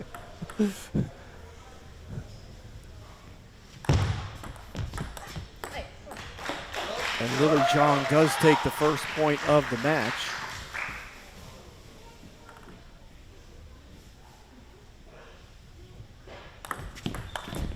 Takahashi is strong in the service game. She's got some variations, but that high toss gives a lot of people problems. She can load it up with spin. She can change the spin. She's got a good deep serve. And then she can do that. She's got shot-making ability from both sides, backhand and forehand. So you've really got to pressure her and keep her under wraps so she doesn't start swinging on you. Left, 1, 2.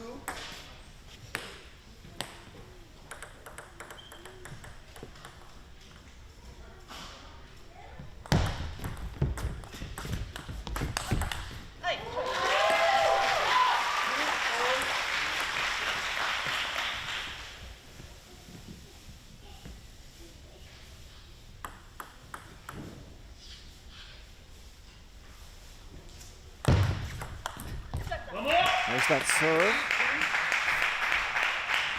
Giving Zhang some issues on that point. These athletes have played a number of times, so I expect Jung to adjust to her serve relatively quickly.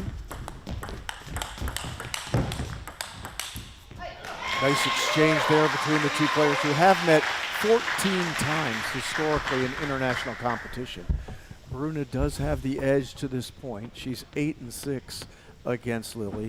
That dates all the way back to 2014 when these two players faced off against one another. That's a great stat, and that gives you an idea how even they are with Takahashi as the slight favorite, right? 8-6.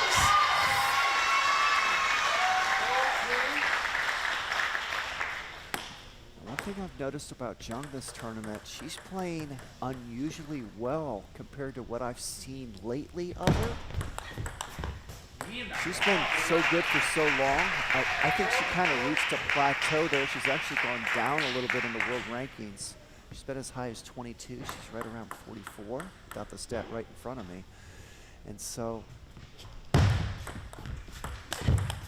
think I get a lot of feedback from people, you know, about all these athletes, and a lot of people in this country kind of feel like she's gone down a little in level. But this tournament, she's playing as sharp as I've seen her. This would be a huge win for her if she could win this title. I think you're right, Jimmy. It's almost like she's rededicated herself to the sport, and I think it's evident in her physical condition and in her play. So yeah, if she could win this title, that would discard the gone down in level talk for a little while. But that's not going to be an easy task, because Takahashi keeps improving year after year. Every time I see her, she looks a little better. That's hard to do at her level. Once you start getting to that high level, she's right at 22 or 25. Ooh. One of those weird points. It is so difficult to keep improving once you start nearing that 30 and 20 level like she is.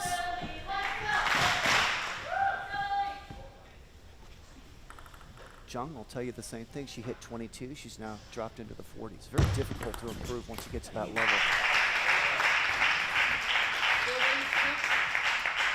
Lots of world ranking points at issue here at the Pan American Cup, so a win could be a big boost for either player. Right now, Jung receiving much better than the beginning of this game. We are tied at 7.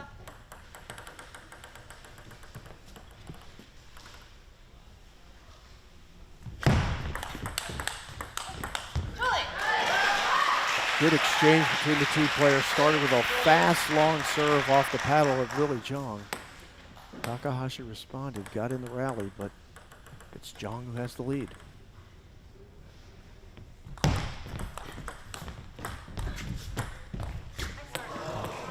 It was a great save off the top of the net that time by Jung. That shot off the top of the net by Takahashi had tremendous side spin on it.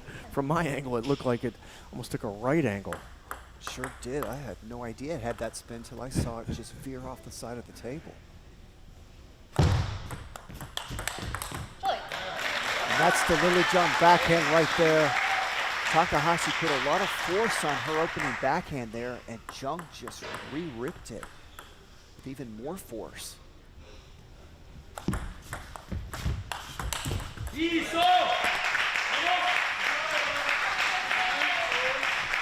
Nice job by Takahashi keeping that ball low to the net. A lot less margin for error for Jung, rather than miss that ball into the net. Anytime you can put the ball that low to the net, it's difficult to deal with, whether it's slow or not.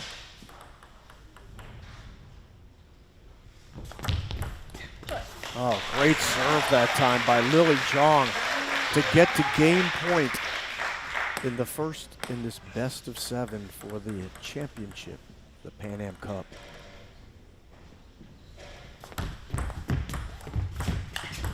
Oh, what a finish for Lily Jung to win that first game, 11-9. That's the sharpness I'm talking about. I've seen the whole tournament with Jung, and we're actually getting a replay of Wong and Ja right now, which is, yeah, it'll change things It's up a okay little too, bit. but It's an that was a pretty good opportunity shot by Lily Jong, actually. to introduce this AI system we have here. Pixel Scope has brought an incredible technological system. And so these are AI cameras, no human beings behind the cameras. All the views you're seeing in this live action is done by these AI cameras. It's choosing what views to go to, when to go to the players, when to do a close-up. It also chooses our replays. And so the replay aspect of things is one area where it's improved a little bit, but it still has a lot more room for improvement because it'll sometimes cut into a point and cut off the point before it's done. We actually never know what we're going to get, but I will admit I've never seen it show the previous match in a replay like I saw there. So We just couldn't get enough of it, Jimmy. That's all it was. I guess the guys. I was kind of hoping to see Lily's the replay of that shot because the footwork on that final shot by Lily Jong, I think, is an example. We're talking about rededicating herself to fitness and to the game itself. The way she moved on that shot was so fluid and quick. Oh, that was a just beautiful brilliant. ending. I think these AI cameras also like that last match so much it still hasn't gotten enough.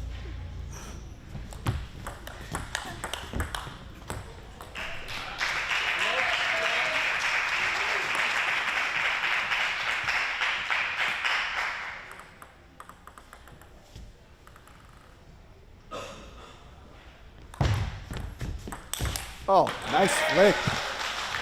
Okay, that ball was pushed high by Takahashi, but I'm not used to seeing Jung put that much power into a flick. I mean, she just pummeled that thing.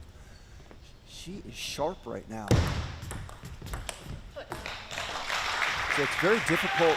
The more speed you play with in table tennis, the more likely you're going to make unforced errors and start missing balls. So when you see these athletes laying into balls like that, they're feeling really confident.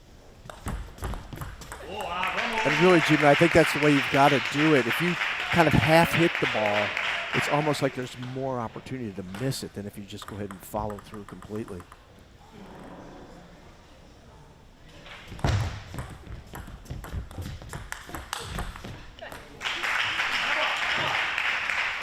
And part of it in these finals, it's also about, you've always got to play your opponent. And when you get to this finals, usually your opponent's playing great table tennis, so they wouldn't be here. So you have to play with more force than in the earlier rounds. So you got to take a little more risk. But when you see like Jung just laid into that ball, I've actually never seen her flip kill a ball that hard. And I saw Ja doing that also, and then you heard the grunts coming out. So these guys are fired up out there. Bruna's backhand looks extremely sharp to this point of the game.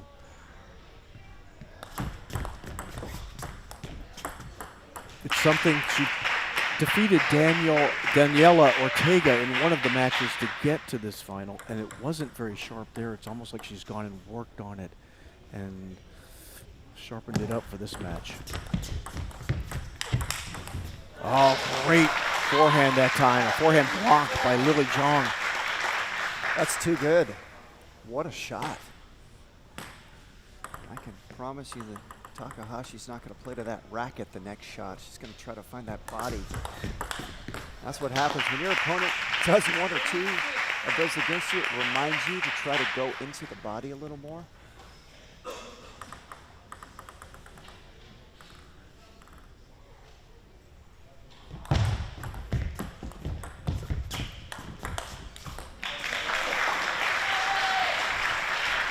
Jung looks so fluid in all aspects of the game right now. She still trails by 2 points.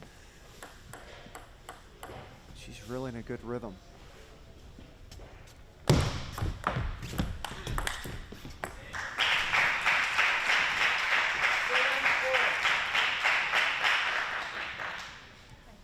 Takahashi will just keep coming at you. She's got game.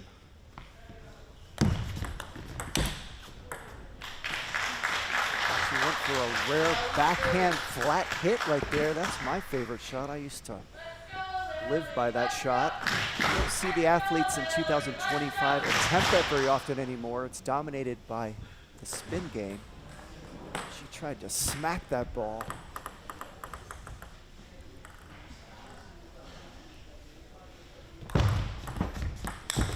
There it is again, Jimmy stepping out over the table, high bounce, short ball. And Lily Zhang made short order of that. And Zhang's service game is her weakest aspect of her game. It's below average. She's gotten a lot of points off her serve this match so far. So give Zhang credit, coming out with an unusually good service game to start this match. Takahashi has popped a lot of them up.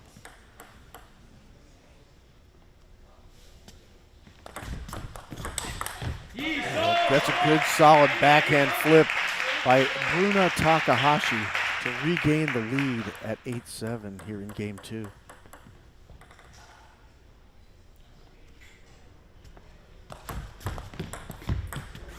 Great receive. Jammed it quick off the bounce, kept it low to the net, won the point outright.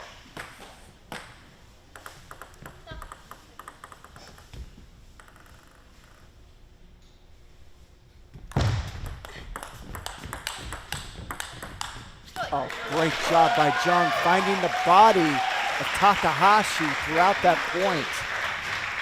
And both of those forehands right into the elbow.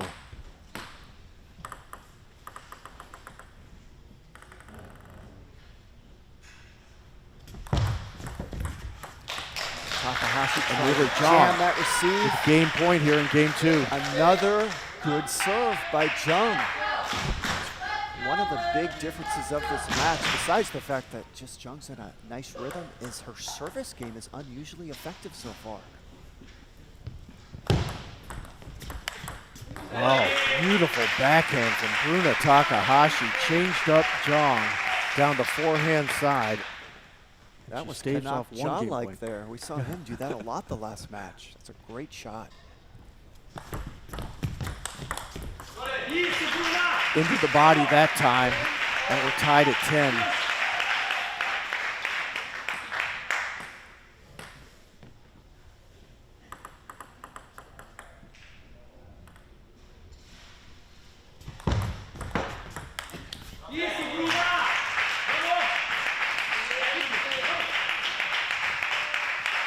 And now it's game point for Takahashi.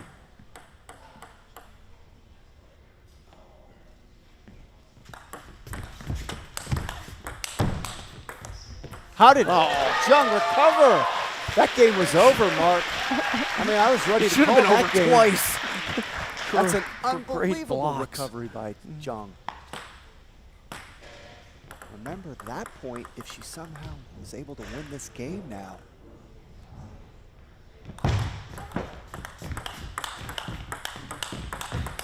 Oh, backhand to backhand exchange between Zhang and Takahashi. Brilliant on both sides, and it's Zhang who comes out on top with game point.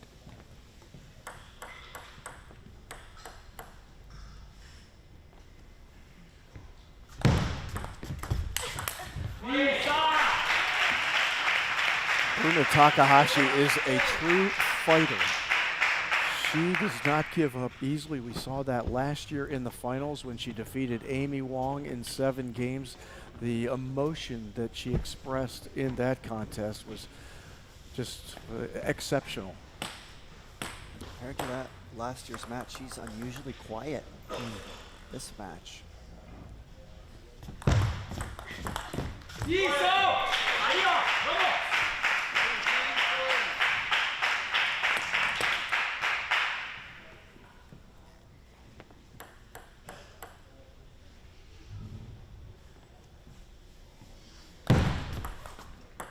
Takahashi gets so much spin on that serve. Watch this serve. She really digs into this ball. It's top spin. And that does it for game 2, as Bruna Takahashi was able to stave off a couple of game points against, actually 3 of them. And she ends up taking game 2 14-12. So the Brazilian, the reigning champ, who defeated Amy Wong to win it last year, trying to do the same thing to the American Lily Zhang this year.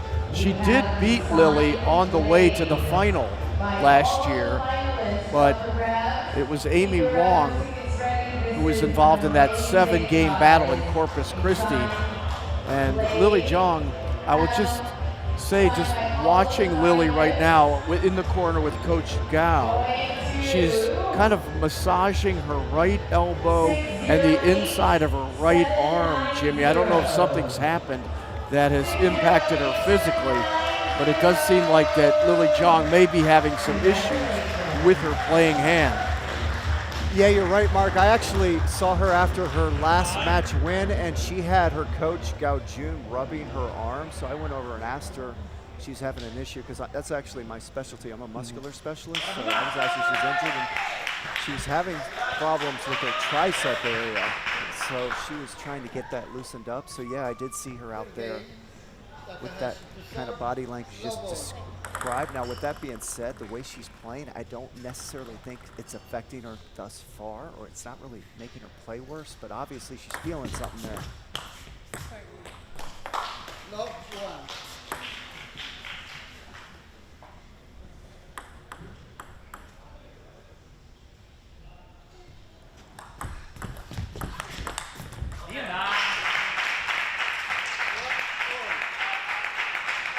She's shaking her arm literally every point right now. So hopefully that doesn't get worse on her as the match goes on.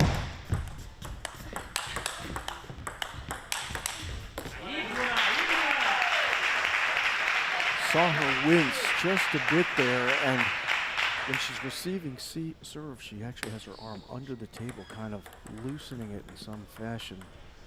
So we'll see.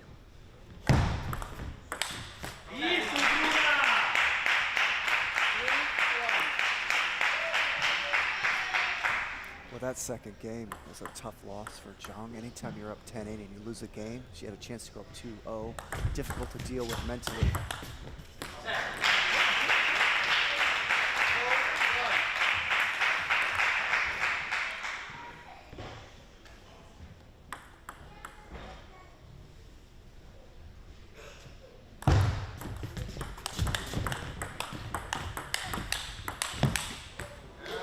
Great exchange between the two players, backhand to backhand. Bruna opened it up on the forehand side.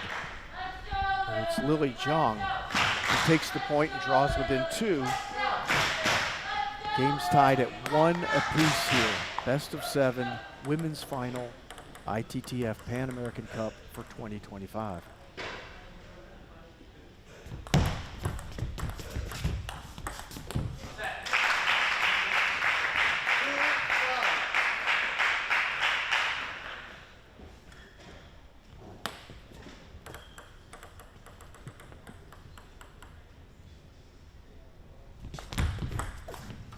Left, 2-5.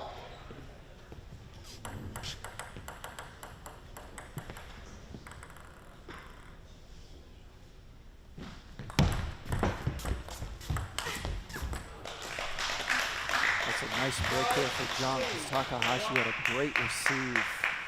And it caused Zhang to just kind of push a floater up there, and she was able to get an unforced error from Takahashi.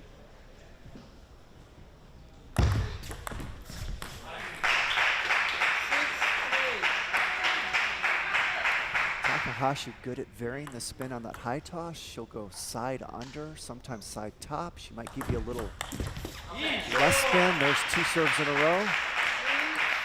Zhang misses outright, and that's the easiest way to win games in table tennis, when you can start serving your opponent off the table. If you get them to miss 3 or more, you win that game almost every time.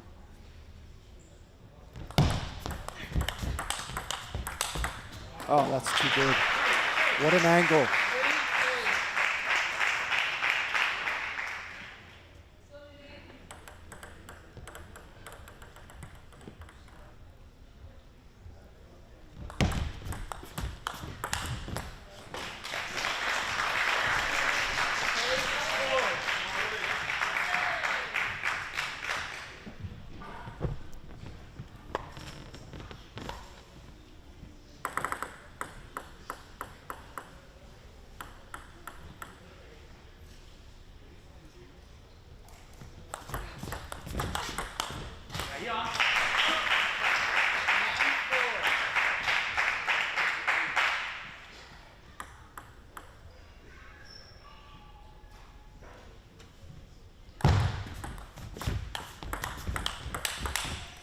Oh, great backhand that time by Lily Zhang into the body of Bruna Takahashi.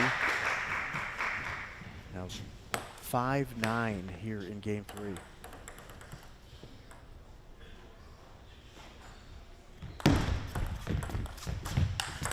Oh, beautiful. Forehand opening loop there from Takahashi. A lot of speed.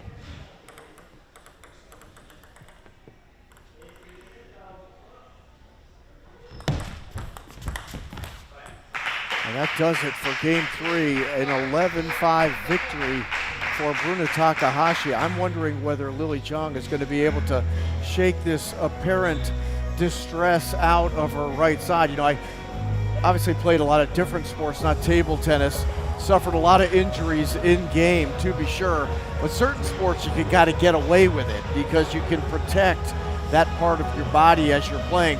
In table tennis, there's no way you can protect your playing arm or your playing elbow, your playing wrist, so there's no way to hide it. And I sense that Bruna Takahashi has kind of, I don't want to say sensing blood in the water, but she does kind of give the appearance of somebody who's going to be very aggressive going forward in this match.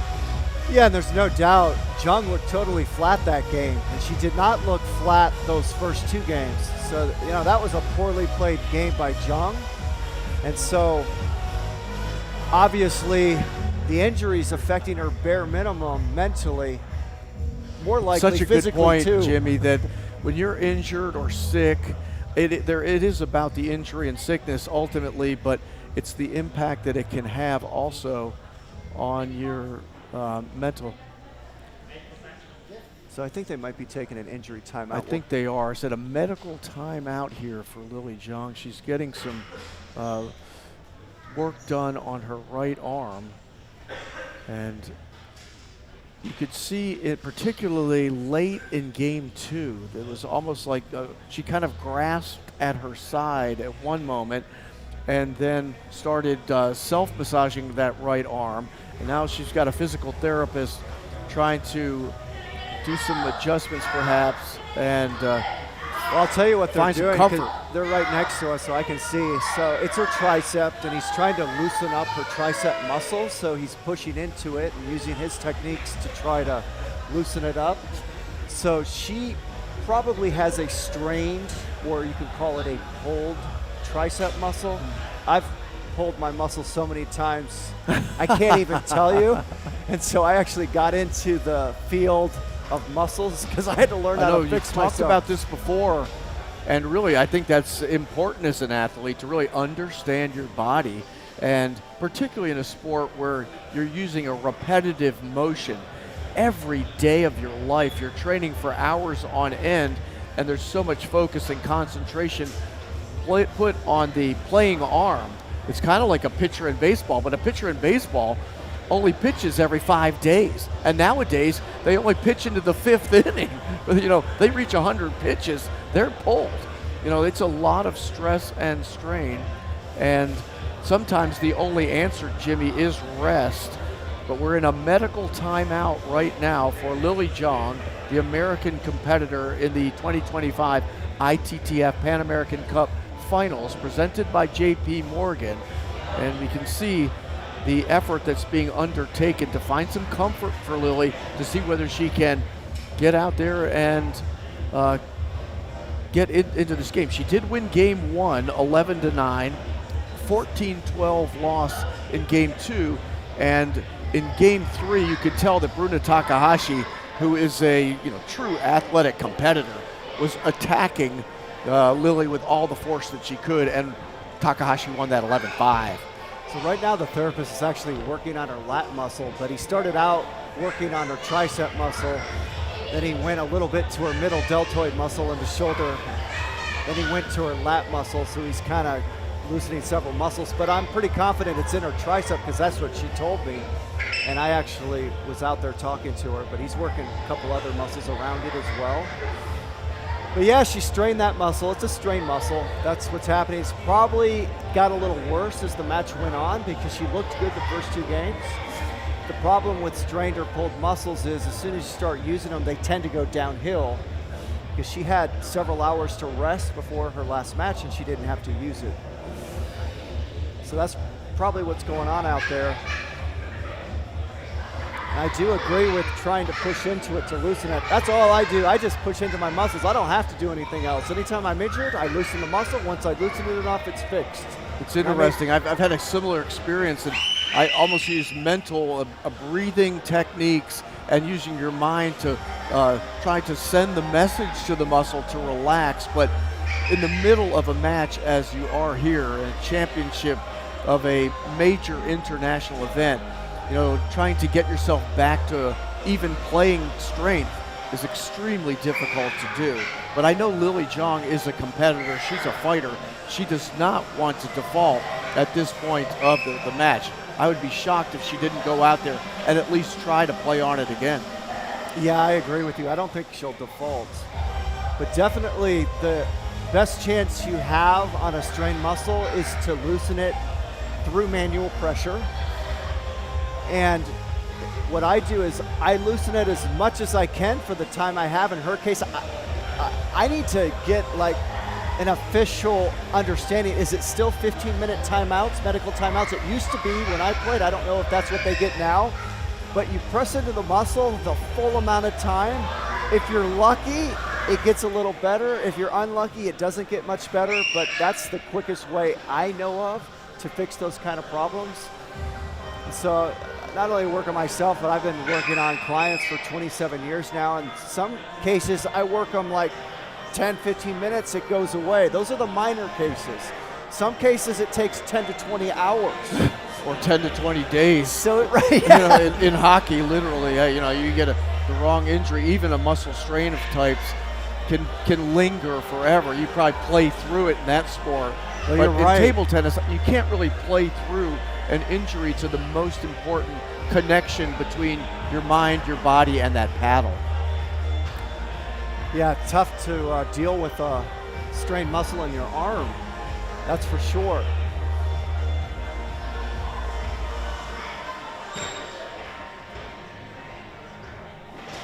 It's been an issue a bit in modern tennis that players are much more willing to use medical timeouts now in the sport of tennis than they used to be. It used to be that if you took any break at all in the middle of a tennis match, you'd get quite a bit of you know, negative feedback from your opponent, from the fans, from otherwise. But I've noticed, like at the US Open in tennis, Wimbledon in tennis, the French Open, the Australian Open, the players are much more willing to walk off the court, go into the you know, the back room and do what they have to do to be fully ready to play.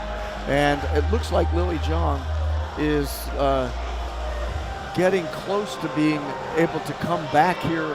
I feel like just the way the body language, I think she's coming back. Well, I'm wondering, is their time up? Did they use their maximum time there, or is she just going out on her own? The referee, Deepak Samora, is here, and he may be talking exactly about the issue that you've been talking about, Jimmy. There has to be a time limit. You can't, you know, stay there forever. So okay. I think she's been notified that the medical timeout has expired, and she's coming back on the court. Right, so that's exactly what I would have done. Had a therapist work on my muscles the full length of the medical timeout and go out there and hope it's a little better.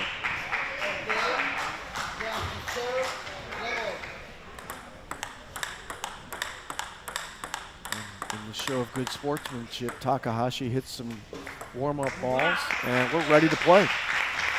Takahashi up 2-1 here in the women's final of the Pan American Cup.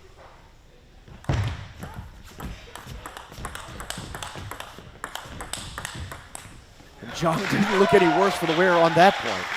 And I think it bothers her the most on her forehand. That's where she seems to shake that arm the most. So if you're Takahashi, you got to recognize that.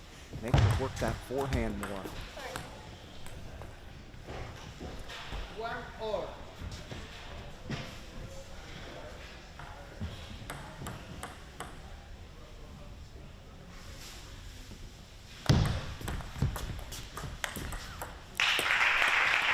Yeah, these are interesting dynamics now, really, for both athletes. For Takahashi, she now saw that whole medical timeout situation.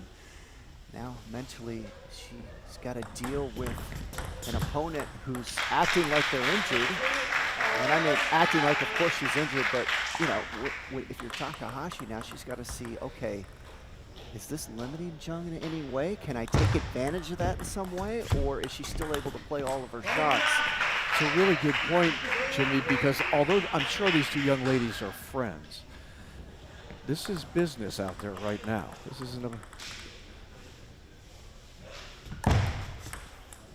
Yeah, they'll be friends once the match is over, but there'll be no friendship while the match is going on as far as tactics are concerned. And I was just playing a guy a couple weeks ago in an Austin tournament, and he was killing me. He was up 2-0. He was up 9-7. His name was Ricky Wei, and he started cramping at 9-7. I was getting destroyed. He starts cramping, and I'm like, wait a minute, and I took advantage of that. Wait until after this point. First thing is I had to win the third game. I was fortunate to do that. Then I took advantage of the situation. I started playing long rallies. I started pushing and playing safe. He was a defensive player, and he hated attacking, and I just started making him attack. So that's what I mean. You want to try to take advantage of the situation when your opponent is injured. So you got to analyze, you know, where are they straining the most, and then you start going there more.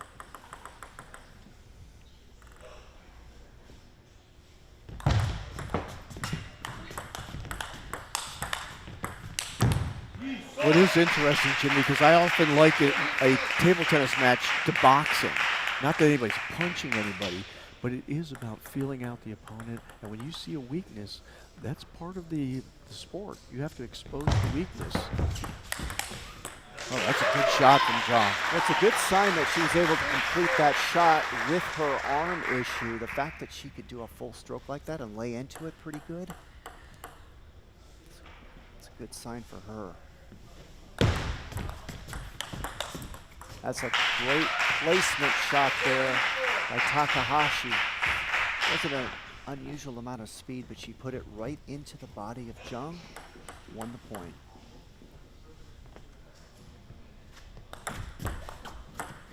Lead 7-4.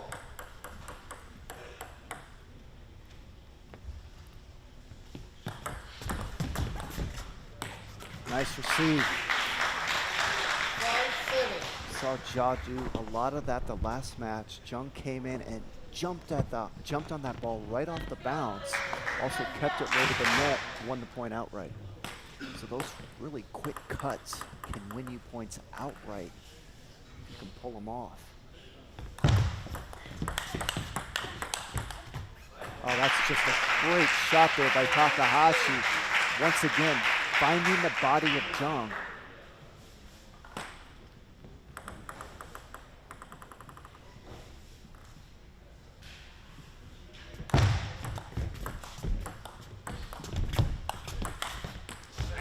But the fact that Jung pushed twice in a row, which she literally never does, tells me that she's going to a more conservative approach physically.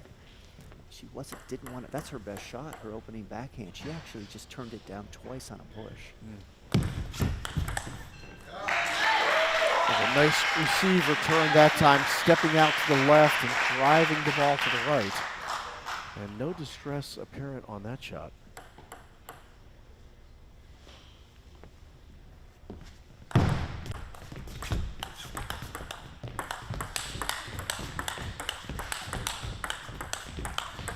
Great point. That's the best point in the match, right there. Watch it again.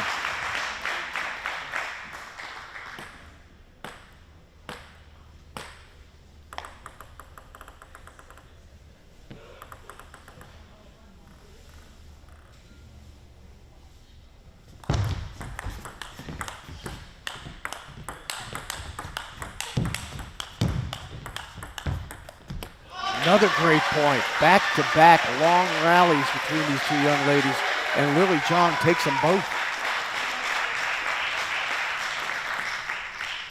This is the best rhythm we've seen Jung in since that second game. going to get a timeout now from Takahashi. Very interesting. Time for Bruno Takahashi to take timeout. Unlike the timeout that was taken by Eugene Wong in the men's final, which I think you were right, Jimmy. I think that was not only the right time of that match to take a timeout strategically, but I think there was rest involved for Eugene in that timeout that he called. This looks like a strategic timeout for Bruno Takahashi. Well, now we get a look at Lily Zhang and Gao Jun, her coach. Now the medical guy wanted to come out and actually work on her arm during this timeout. He was called back by the referee. I would be working on her arm if I was Gao Jun right now. She was doing it earlier, so I almost think this is a missed opportunity. Unless Zhang called her off and said, no, I don't want you to touch my arm right now. That's what I'd be doing. Lily but is again, such I've been a doing tough muscles competitor. for 27 years, and I know it's kind of like, you know, if you got a heart problem, what do? You just keep trying to pump blood to it and get it working again. It's the same with a strained muscle. The more you can keep pushing into it, the better opportunity you have for that thing to improve. So a little bit of a missed opportunity to work on that arm, but again, if Zhang didn't want that, then you know you got to go with what she wants. But if I was over there in that corner, I would have been pushing on that arm. This is a huge game right here.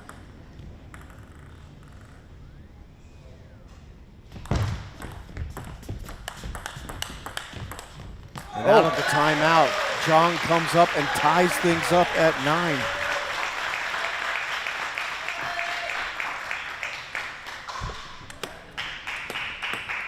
Takahashi has the serve, so still a long ways to go. That's why it's so hard to pull off these comebacks.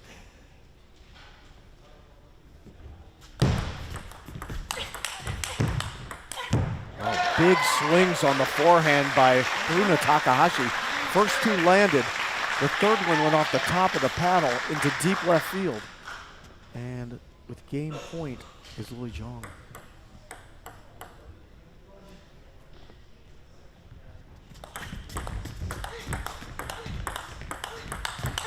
Well, how about that? Lily Zhang fights her way back from down by as many as 4 here in game 4 to tie things up at 2 games apiece. Brilliant, gutsy comeback that time by Lily Zhang. Well, Takahashi can't believe it right now. She just walked back to her coach, looked at him, and shook her head. What a comeback by Lily Zhang that game. She was close to dead in the water and just came out and pulled off. Was that 5 in a row? Because she was down 9-5 or 9-6. She was 9-5. Okay, she just pulled off 6 points in a row, and an absolute critical moment of the match for her. Going down 3-1 with that arm issue, what are the odds she's going to come back, right? She just pulled off 6 points in a row. And 2 of those points were extremely extended rallies, one of which you called the rally of the game so far, and I think you were right about that. It wasn't like they were just serving out. They were long points played where she had to gut it out. Lily Zhang is a tremendous competitor. She's a fighter. Not that Bruno Takahashi is not either, but these two young ladies are liken this to a boxing match, and we're right in the middle, I think, of round 5 right now. Well, one thing I noticed about Zhang is she's backed off the pace a little bit, probably because of the arm. Actually is making her play better rather than going for so much. And by backing off, it's not only extending the rally, it's throwing off the timing of Takahashi a little bit. And they're timing off a little bit on that one, to be sure. Takahashi will adjust to that eventually, but Zhang went into a different gear. She backed off, pulled off 6 points in a row, and now she won this first point. So that's a 7-point swing before Takahashi finally won a point there. And one thing I learned mentally, once you go on a 7-point run, you got to be ready for your opponent to go on at least a mini run. You can't just keep winning points. You're playing someone your level or better. So there's 2 in a row. So that's normal, and I prepare myself for that mentally now when I'm out there. Now is when you want to stop the bleeding right now. Yeah, you're hoping you can, but you just expect this to happen.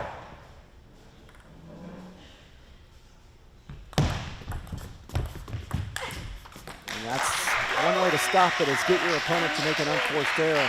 Those feel so good as an athlete when you're out there.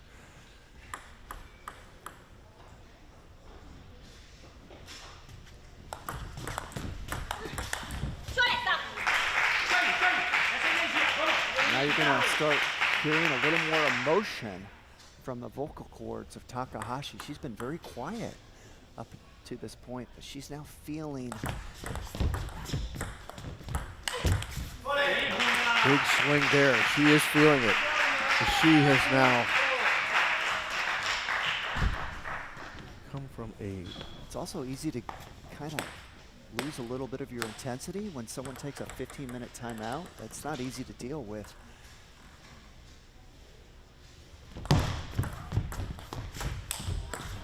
Another unforced error. That ball lands. It's game over for Jung because she put that right into her body and she wasn't even going to get a racket on it.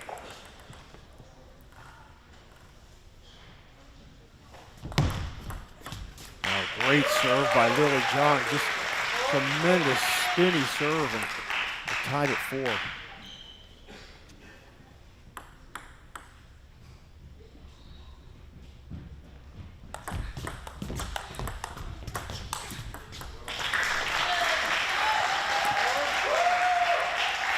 Once again, the off-pace balls of Jung continue to give Takahashi issues. Takahashi likes playing at a high speed, and these slow balls are messing her up. There's a powerful backhand smash. Cross court by Takahashi to retie it, this time at 5.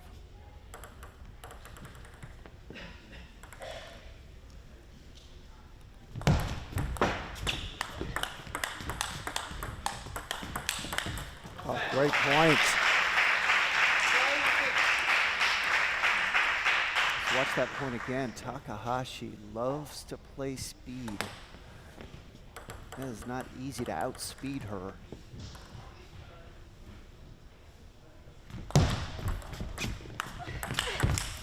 That was a good job by Takahashi dealing with one of those slower paced balls and driving that forehand forward.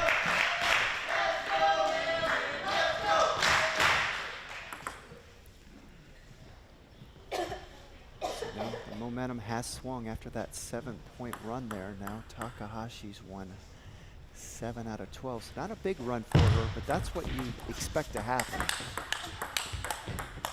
Great point for Lily Jung. Yeah, it came off the edge of her racket on that last shot there. That's why the point ended, but that was a nice rally.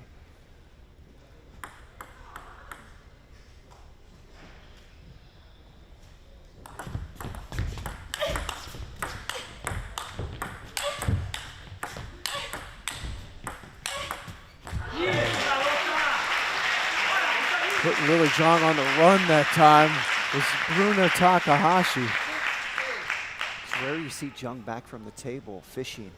It's one of the rare times. She actually did a good job of it, but that point started with a really good serve by Takahashi. Jung popped it up, and then she was on the defensive the rest of the point.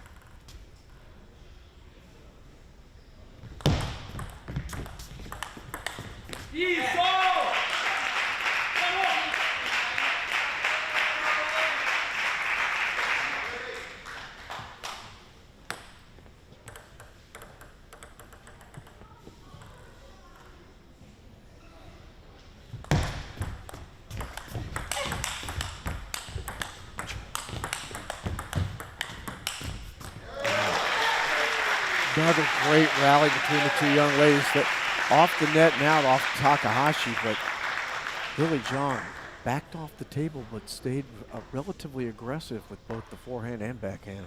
And you know what Takahashi's thinking right now? She was up 9-6, it's now 9-7. You know what happened last game, so she's going to be mentally tough this game.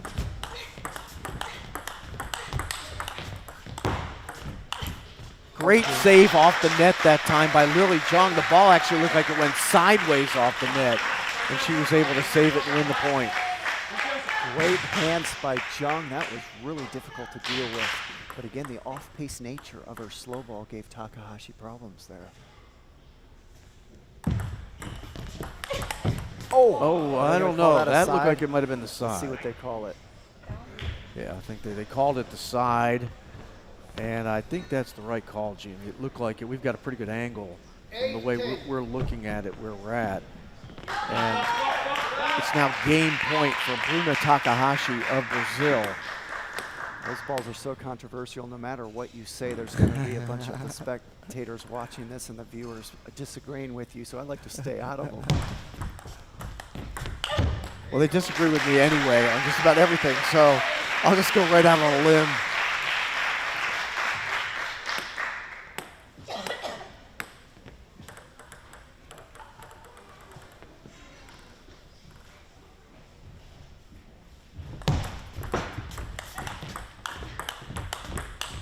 What a battle by Lily Zhang. Fights off 2 game points against, and now is it 10-10 here in game 5 with a 2-2 tie in games. That's great table tennis. Takahashi made 2 quality shots. Zhang brought them both back.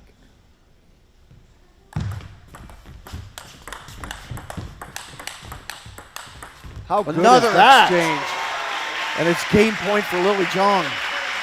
I tell you, Zhang pulls off another heist this game like she did the last game. This crowd is going to go nuts. What injury?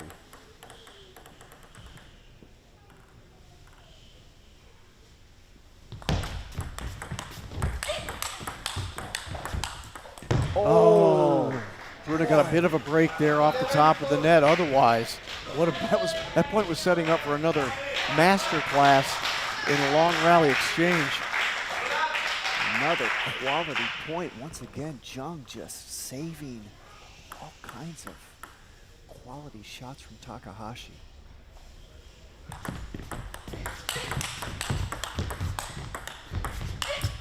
That's just too good by Zhang.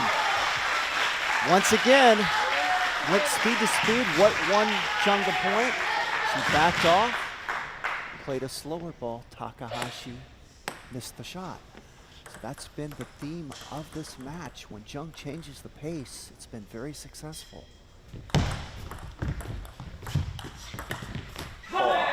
Back at I tell you, this is turning into another beauty mark. What a final.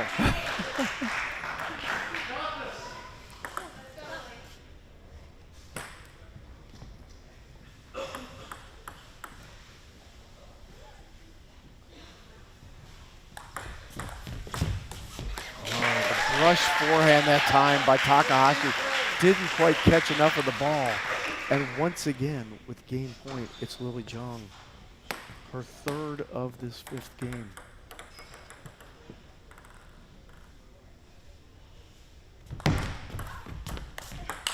Oh, and she Lily wins it Zhang on the 3rd try.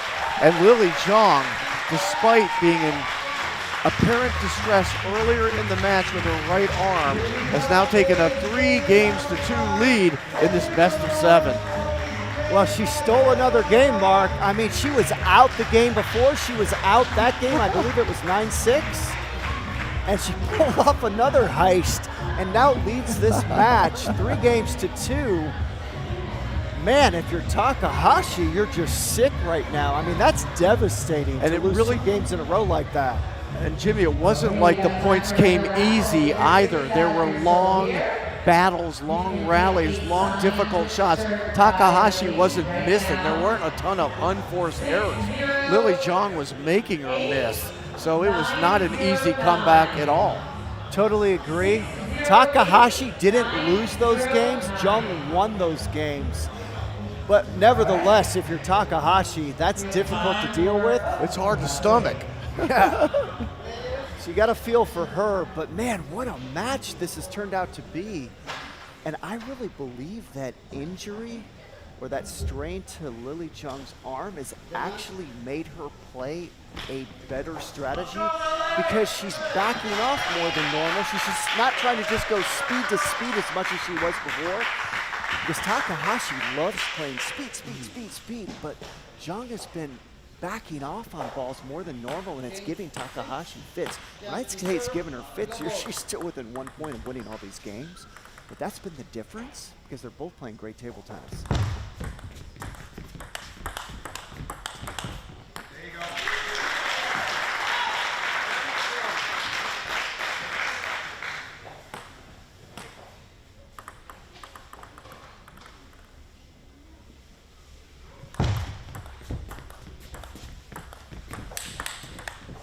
Great block. It did hit the net, but man, that was a lot of speed coming at her. Another thing I noticed about Jung, she's unusually calm vocally. She's usually, you know, giving you a few yells when she wins the point. So I think the arm issue has kind of calmed her down mentally. She's kind of saving her energy out there and in a more calm state. That happens a lot of times when someone, you know, is dealing with some kind of issue. With respect to Takahashi, this match in the finals is in sharp contrast to last year in Corpus Christi, where she was extremely vocal, Jimmy. She was very emotional, very aggressive, but very quiet, as you've noted here today in this final match against Lily.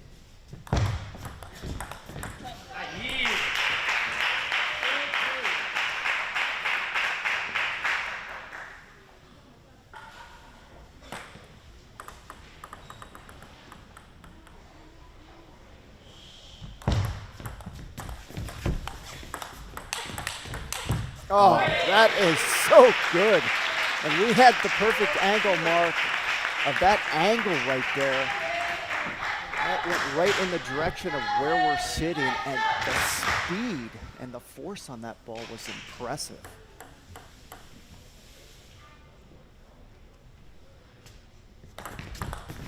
Good serve. That was right on the deepest part of the table you could reach with that serve. That serve was fast, low, and deep, like you said. 3 perfect qualities of a deep serve.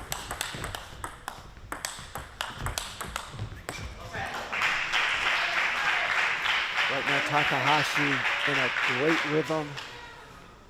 But I like the way Jung is playing. I love how she's going speed, and then she'll back off, then she'll go back to speed. That's how you vary it. You almost never want to play slow twice in a row. You do 1, and then you go back to speed. 2, 6.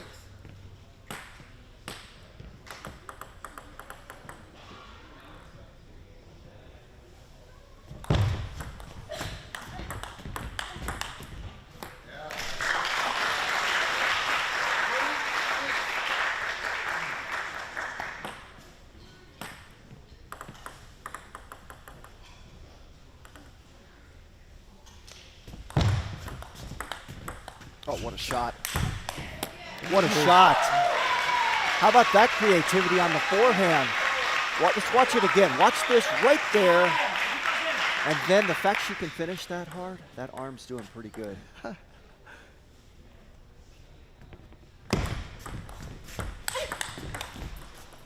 Excellent defense by Jung.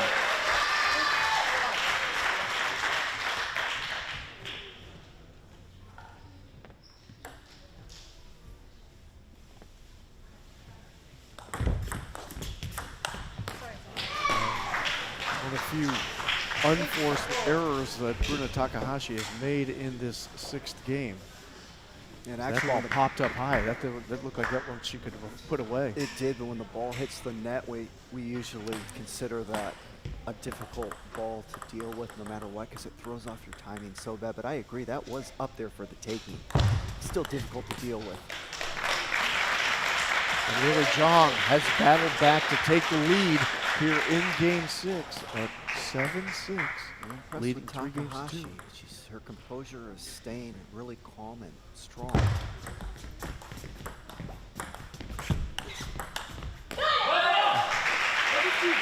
She gets a lot of topspin on those opening loops.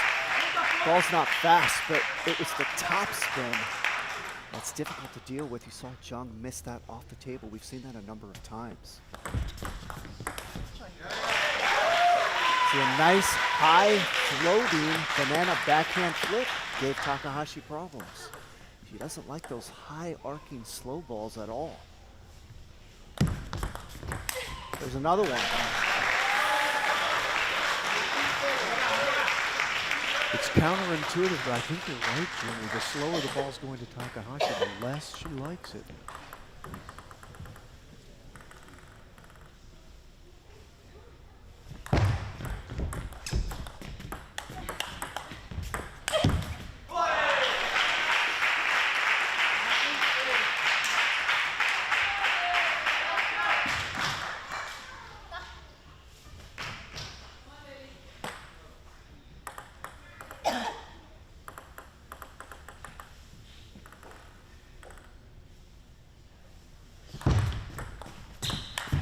Oh, edge. Just caught the edge, too. Oh, that's a big time point. Because And that now brings to game point. 2 match points Match for points, Lily excuse Jung. me. And she's going to have to do it off the Takahashi serve. So that was huge. That's a big difference compared to 9-all off her serve.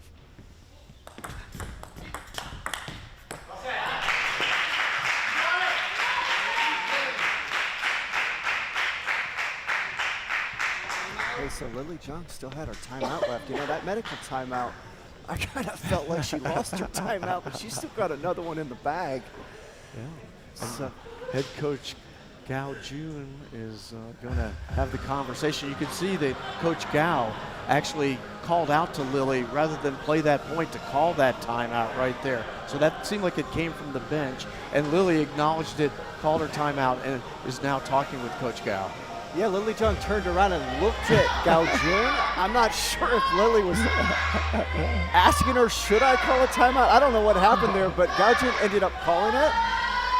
So I think I've seen Jung earlier in the match. She'll look to Gao Jun from time to time and just see if Gao Jun has any information for her, because you're allowed to coach during the matches now. It's not like before where coaches couldn't do that. So there, I think that time she looked back for advice, and Gao Jun decided, okay, my advice is to take a timeout. Let's take a break. Because if it wasn't a timeout, Lily Jung was looking back to like look at her like, hey, what should I do the next point?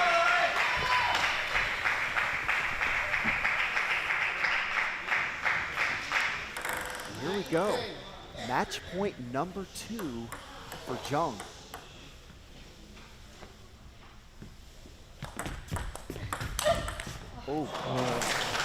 Off the net and into the body of Jung, and we're tied at 10 here in game 6.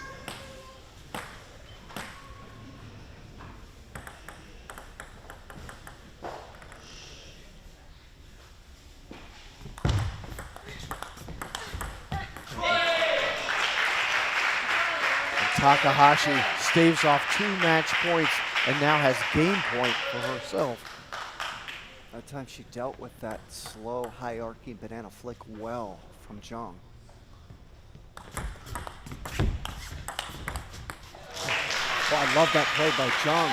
I thought she was going to re-loop it. Instead, she backed off and just did kind of a flat hit forward block. Totally threw off Takahashi. She wasn't expecting that. She was waiting for a loop.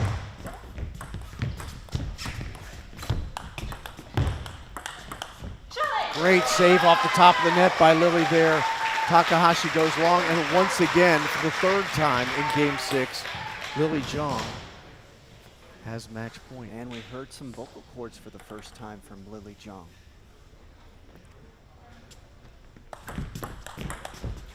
Oh, wow.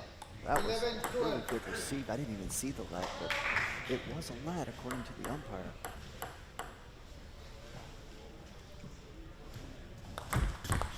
Great receive. Oh. And Lily Jung had the opportunity to step out over the table and slam that. And it just looked like the ball turned sideways, like it had side spin on it, and just floated away from the end of her paddle. I'll tell you what happened. That was a 12-11 match point. You see, the nerves get involved. She was playing for the title there, and she tensed up a little bit. There's this top spin of Takahashi. Once again, she loads that ball up with a lot of revolutions. And we've seen Jung dump that ball off the end of the table a number of times this match.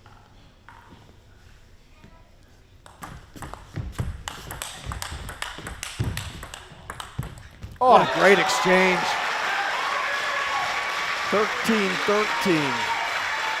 Oh, that's just a fantastic point, especially when it's at 13-12 in the 6th game. Really, Jung just keeps coming up with them goods when her back's against the wall.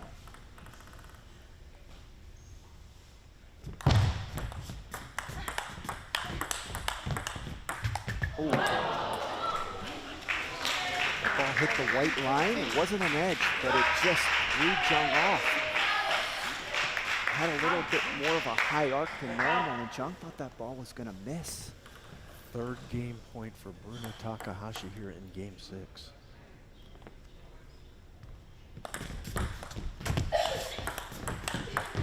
And she does take it on the third try, and we're gonna have another game 7.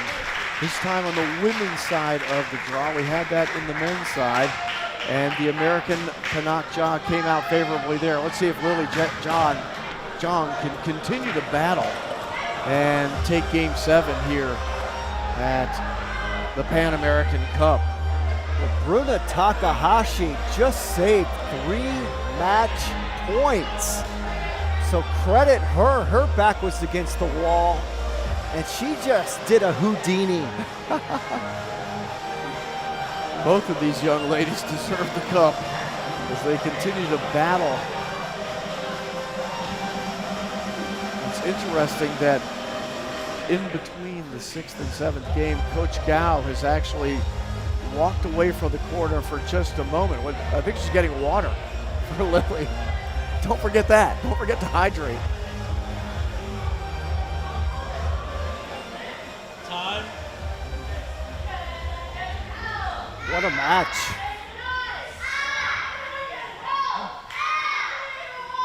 Local favorite, Lily Jong from Berkeley, California, a graduate of the University of California at Berkeley.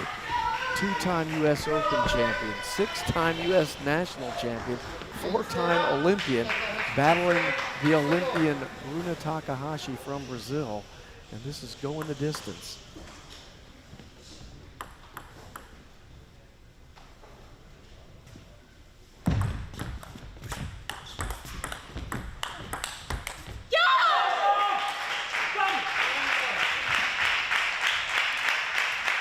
And that's the loudest scream we've heard of Takahashi this whole match, the first point of the 7th game. Here come the emotions. Now, one thing I learned as an athlete, and this isn't a rule, but I learned if I get too pumped up at the beginning of the 7th game, you know, these 7th games are a whole different animal. If I come out and I get too pumped up and start screaming, I tend to play worse. So I stay away from doing that. Great block back on the table by Lily Jong, deep on the forehand side. It's easy to blow a lot of your energy at the beginning of the game because you're so pumped up. It's a game 7.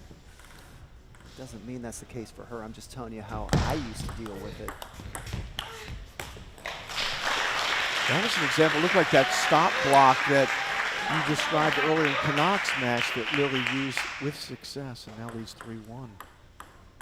Right now, Jung calm as a cucumber.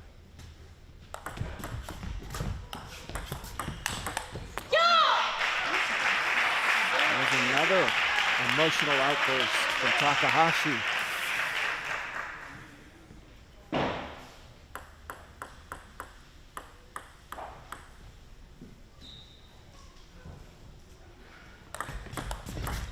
Great receive. That was a good serve.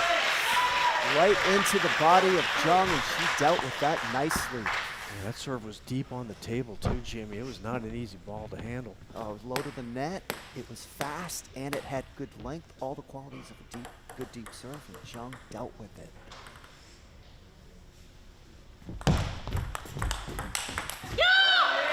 That's too good. Not much you can do when your opponent makes that kind of shot. Because that angle was difficult. Each time when the second forehand comes from Takahashi, it gets steep on the angle. More difficult to handle.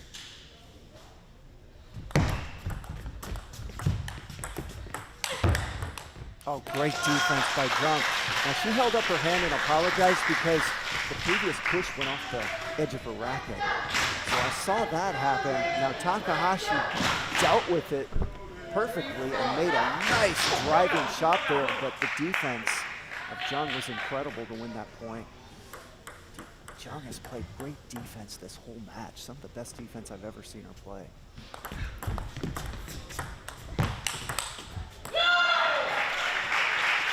We're getting our money's worth at the 2025 ITTF Pan American Cup presented by J.P. Morgan here at the 888 Table Tennis Center in Burlingame, California. Both finals matches going 7 games.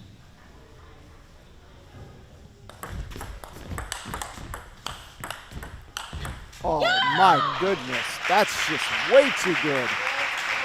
Under that type of pressure, you're exactly right, Jimmy. Tremendous play by Bruna Takahashi. I mean, that ball was so low and it had no pace, and she took it down the line and ripped it.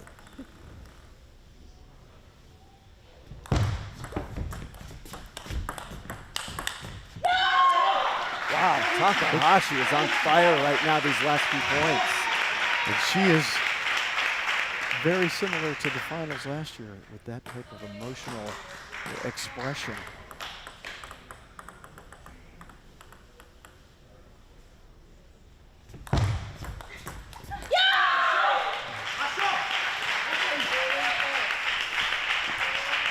Okay, and now we're starting to see similar emotions from Takahashi to the last year's final. I mean, she was screaming literally every point at the end of the match, and we're kind of seeing that again. She's been so calm, relatively calm until this last game.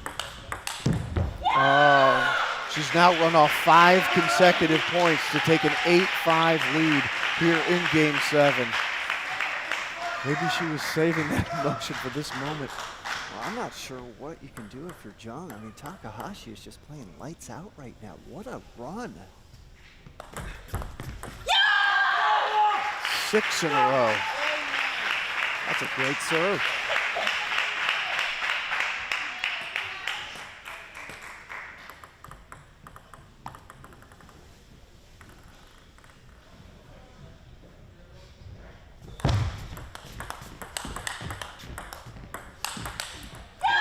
Takahashi's on a different level right now. She just is not missing anything. And she has match point herself now, 5 of them, 7 consecutive points for the Brazilian. Unbelievable turnaround from Takahashi. And that's going to do it. 2-time back-to-back champion Bruna Takahashi at the ITTF Pan American Cup. What a brilliant match, a gutsy performance from Lily Zhang, and just a tremendous finish from the Brazilian Takahashi. What a match. And what drama out there.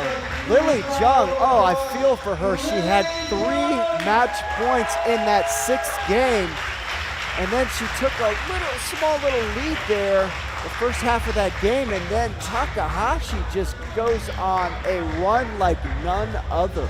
She was down 5-3, rang off 8 consecutive points down the stretch, and it wasn't like there were any giveaways from Zhang. They were all great points by Bruna Takahashi. That's what was unbelievable, is Zhang really made similar shots that she was making previously to win points, and Takahashi just went on a run like I've never seen. Congratulations to her.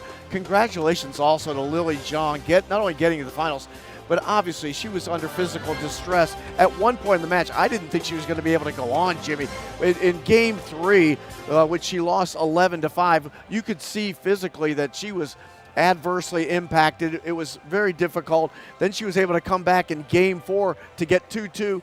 In Game 5, she battled 26 points. She wins 14-12 in Game 5, has 3 match points in Game 6. But Takahashi, true champion, give credit where credit is due. She turned it up. The vocal emotion, the physical emotion, and the quality of her shots only got better down the stretch, and there was nothing Lily Zhang could do at that point. Wow. I mean, I didn't Did you think get your money's worth today? I didn't think anything could come close to matching that men's singles final. Well, that comes close right there. I'm not sure which one was better, honestly. They were both I'm fun. not going to call either one better, but they're right next to each other. I'm not sure which one's better. Wow, the Pan Am Cup 2025 presented by JP Morgan lived up to advanced billing. And too much fun, Jimmy. Always great working with you, man. I really enjoy it, and I hope that we're going to get an opportunity to work together again into the future. Well, Mark, it's been a pleasure to work with you once again. We called the U.S. Open not too long ago, December in Las Vegas. So this has been a tremendous experience, not only calling this Bruna, event with you, congratulations, but what an amazing just this whole performance, experience at the comeback 888 performance. Table Now you're Tennis a Center. And now let's two-time listen Pan to the American Cup interview champion. of Bruna How do you feel about Takahashi. winning this event again in US? I'm very happy with my performance. Lily is a great player. I think we know each other like very well, and it's always a pleasure, but also in the same time very difficult to play against her because I know it's gonna be very tough. So I'm just happy that I won again. It's always back and forth. You beat her at the Pan American Cup last year. She won in the Olympics. How great it is to have such a good rival to show your level against. Well, it's very tough. She always brings me to my highest level, so I'm very grateful to play this final match against Lily, and I have such appreciation for her match and for her presence. Now you're qualified to the World Cup. What's your schedule like in the next few months? What are your goals in the near future here? Well, my goals for this year, we have Pan American Championships, so win a gold medal there. But now in the next weeks, I have a playoff, China champions, Korea champions, so it's going to be a tough calendar. You seem like you're doing pretty well when the competition in US, so that means you'd like to be winning the Pan Am Championships for the first time? Yeah, I hope they continue to keep doing the Pan American Championships here, please. Thank you so much. Congratulations, Bruna. Thank you so much.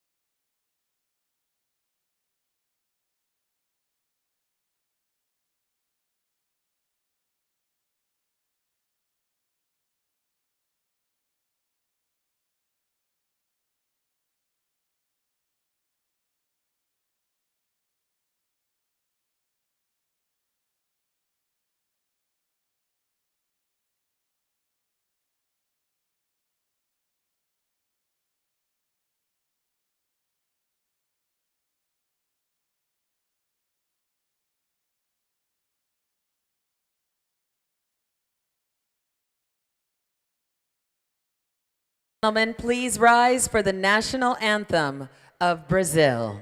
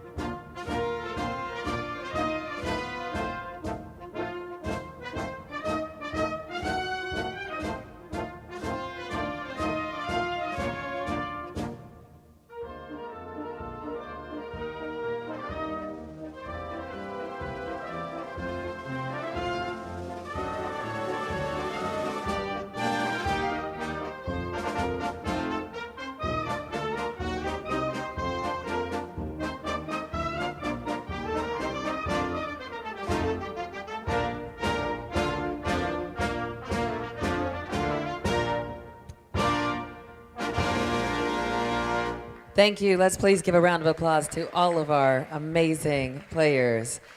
And now we would kindly like to invite all of our presenters to join the players for a group photo. Don't go just yet. If we could invite the presenters, please.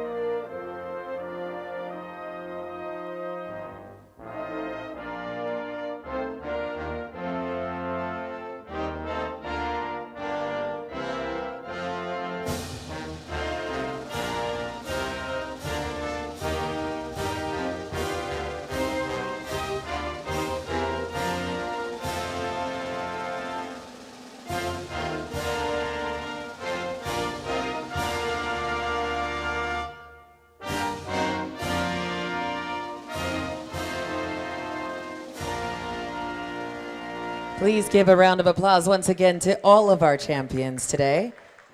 And now we would kindly like to invite